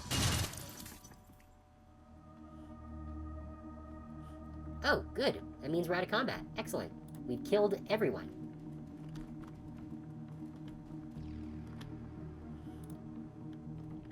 Alright, please tell me we can still get into the, yes, we can. Okay. That reinforces my belief that this is where I get that information from, because otherwise it would have been locked down like the rest of the rooms. Formula 17. Yes, there we go. Oh, crap. Yes, so we're gonna need that number again. 84792. Good, welcome air. A complex chemical formula displays on the screen, along with a series of notes. Formula 17 appears to be a drug designed to suppress higher brain functions, specifically those functions related to emotional responses and decision-making skills. From what you can tell, the overall purpose of the drug is to render subjects submissive and pliant. Ah, so it was not a helpful drug, it's a drug to make people zombies. The notes go on to suggest that Formula 17 was developed as a component of a larger project called Atlas. Apparently, Project Atlas has something to do with cybernetic augmentation, no shit. Formula 17 was developed to help reduce the incidence of rejection in Project Atlas test subjects. Recent trials of the formula have been extremely encouraging. While initially a serious concern, fatalities have recently dropped off to a statistically insignificant level. The document is accompanied by a fairly extensive record of testing performed on metahuman subjects, along with death records over the course of the project. The Shockwell writer will be interested in all of this information. According to their charter, sharing this information with the world will be a top priority. In the wrong hands, however, this formula could cause immense harm. We're gonna copy it. Good. That means we got all those. Which means we have all of those optional things, but we don't have the ability to get them delivered in the immediate vicinity, because we would have to get into this office, which is locked.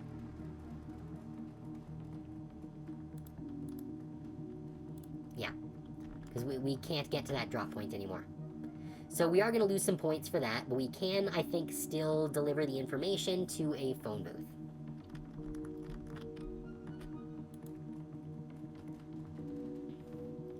And we've successfully murdered everyone, so...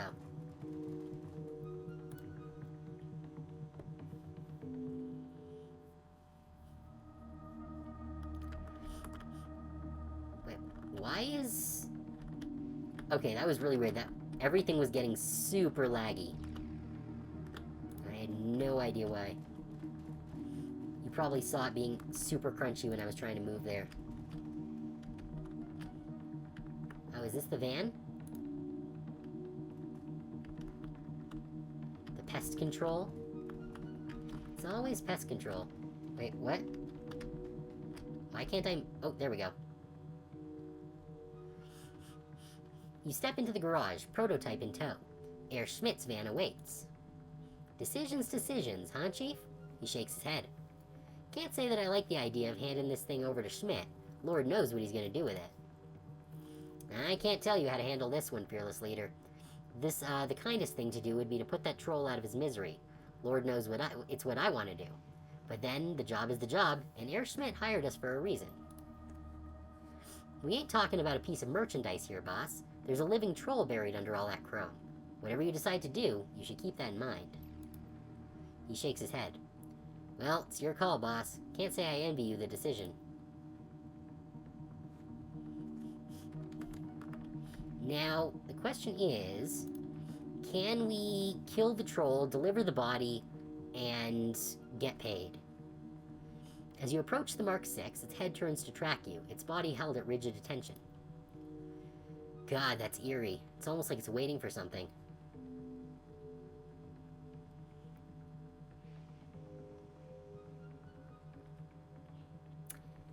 I feel like disabling the control circuits would be very dangerous. And I think that it would just kill itself anyways.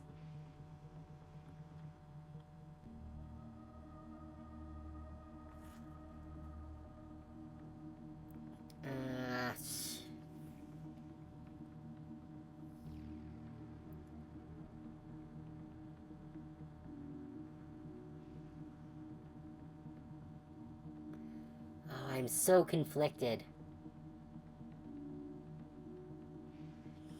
Because if we have to fight this thing, then we are in so much trouble. We can't save. I should have saved before we came here. That was a mistake. Well, I can strip its armor away, at least. Disable the control circuits. Alright, let's see what I can do. Blitz takes a moment to examine the protrusion at the base of the Mark 6's spine. Then he pops the case on the cyber zombie's control unit. He connects an optical cable to the jack above his temple, and the other end into the Mark 6's circuitry. A moment later, a strange shiver runs through its body, and he snatches the cable loose. It stumbles forward, lurching awkwardly on its feet. A few seconds later, it seems to recover. It stares at its hands for a moment, then turns to face you. The Mark 6 speaks 2 words. Its voice is as brittle as broken glass. Thank you. Slowly, mechanically, the cyber zombie reaches up to grip its head in both hands, and it squeezes. Yeah, I had a feeling that's what it was gonna do. Because it did want us to kill it. But I wanted to give it the choice anyways. Caught in the vice-like grip of those heavy industrial cyber arms, the Mark 6's cyber skull might as well have been made of tinfoil. The air fills with the torturous sound of tearing plastic and buckling steel. The Mark 6 gives a final heave, and its armored skull crumples like a paper cup. Its body goes slack, and it topples to the ground, dead.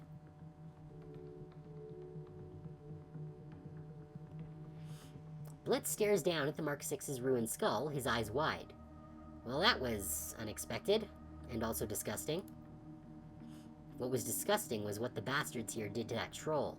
He shudders. You made the right choice, Cassie. That thing shouldn't have been alive in the first place. He gestures down at the Mark VI's body. Let's load the body into the van. Herr Schmidt won't be happy, but the hell with him.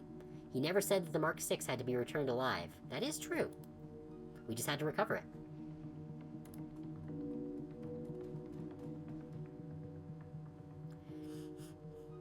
The back of Herr Schmidt's van is easily roomy enough to hold the corpse of the Mark VI. Yes, we will give him the body at the very least.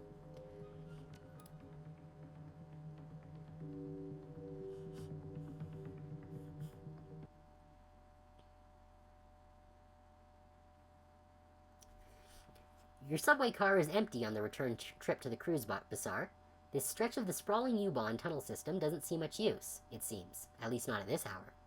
As the train rattles on, you find yourself lost in thought. Old memories creep, unbidden, to the forefront of your mind. Memories of Monica in the old days, and the crew that you used to run with. Memories of success and failure, of wealth and poverty, of good times and bad. Halfway back to the cruise bazaar, you're jolted out of your reverie by a buzzing sound. Your comlink. You're receiving a call.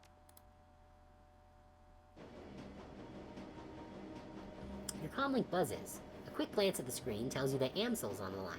You pick up, and his voice fills your ear. Cassie, I trust that I'm catching you at a good time? As good a time as any, what's up? I've made contact with another prospective client, a rather elusive woman of Aslaner descent. She calls herself Frau Mueller. What's the job? She will not say, not to me at any rate. She's insisted that she will speak only with you. She wants to meet with you in a half an hour's time at a location of your choosing. What's she offering for this mystery job? 36,000 Nuyen. Quite an impressive sum, Cassie. I would not have bothered you with this otherwise. Yeah, that's a lot of money. Alright, count me in. Very good. I'll instruct her to come to the cruise bazaar. Where would you like to meet?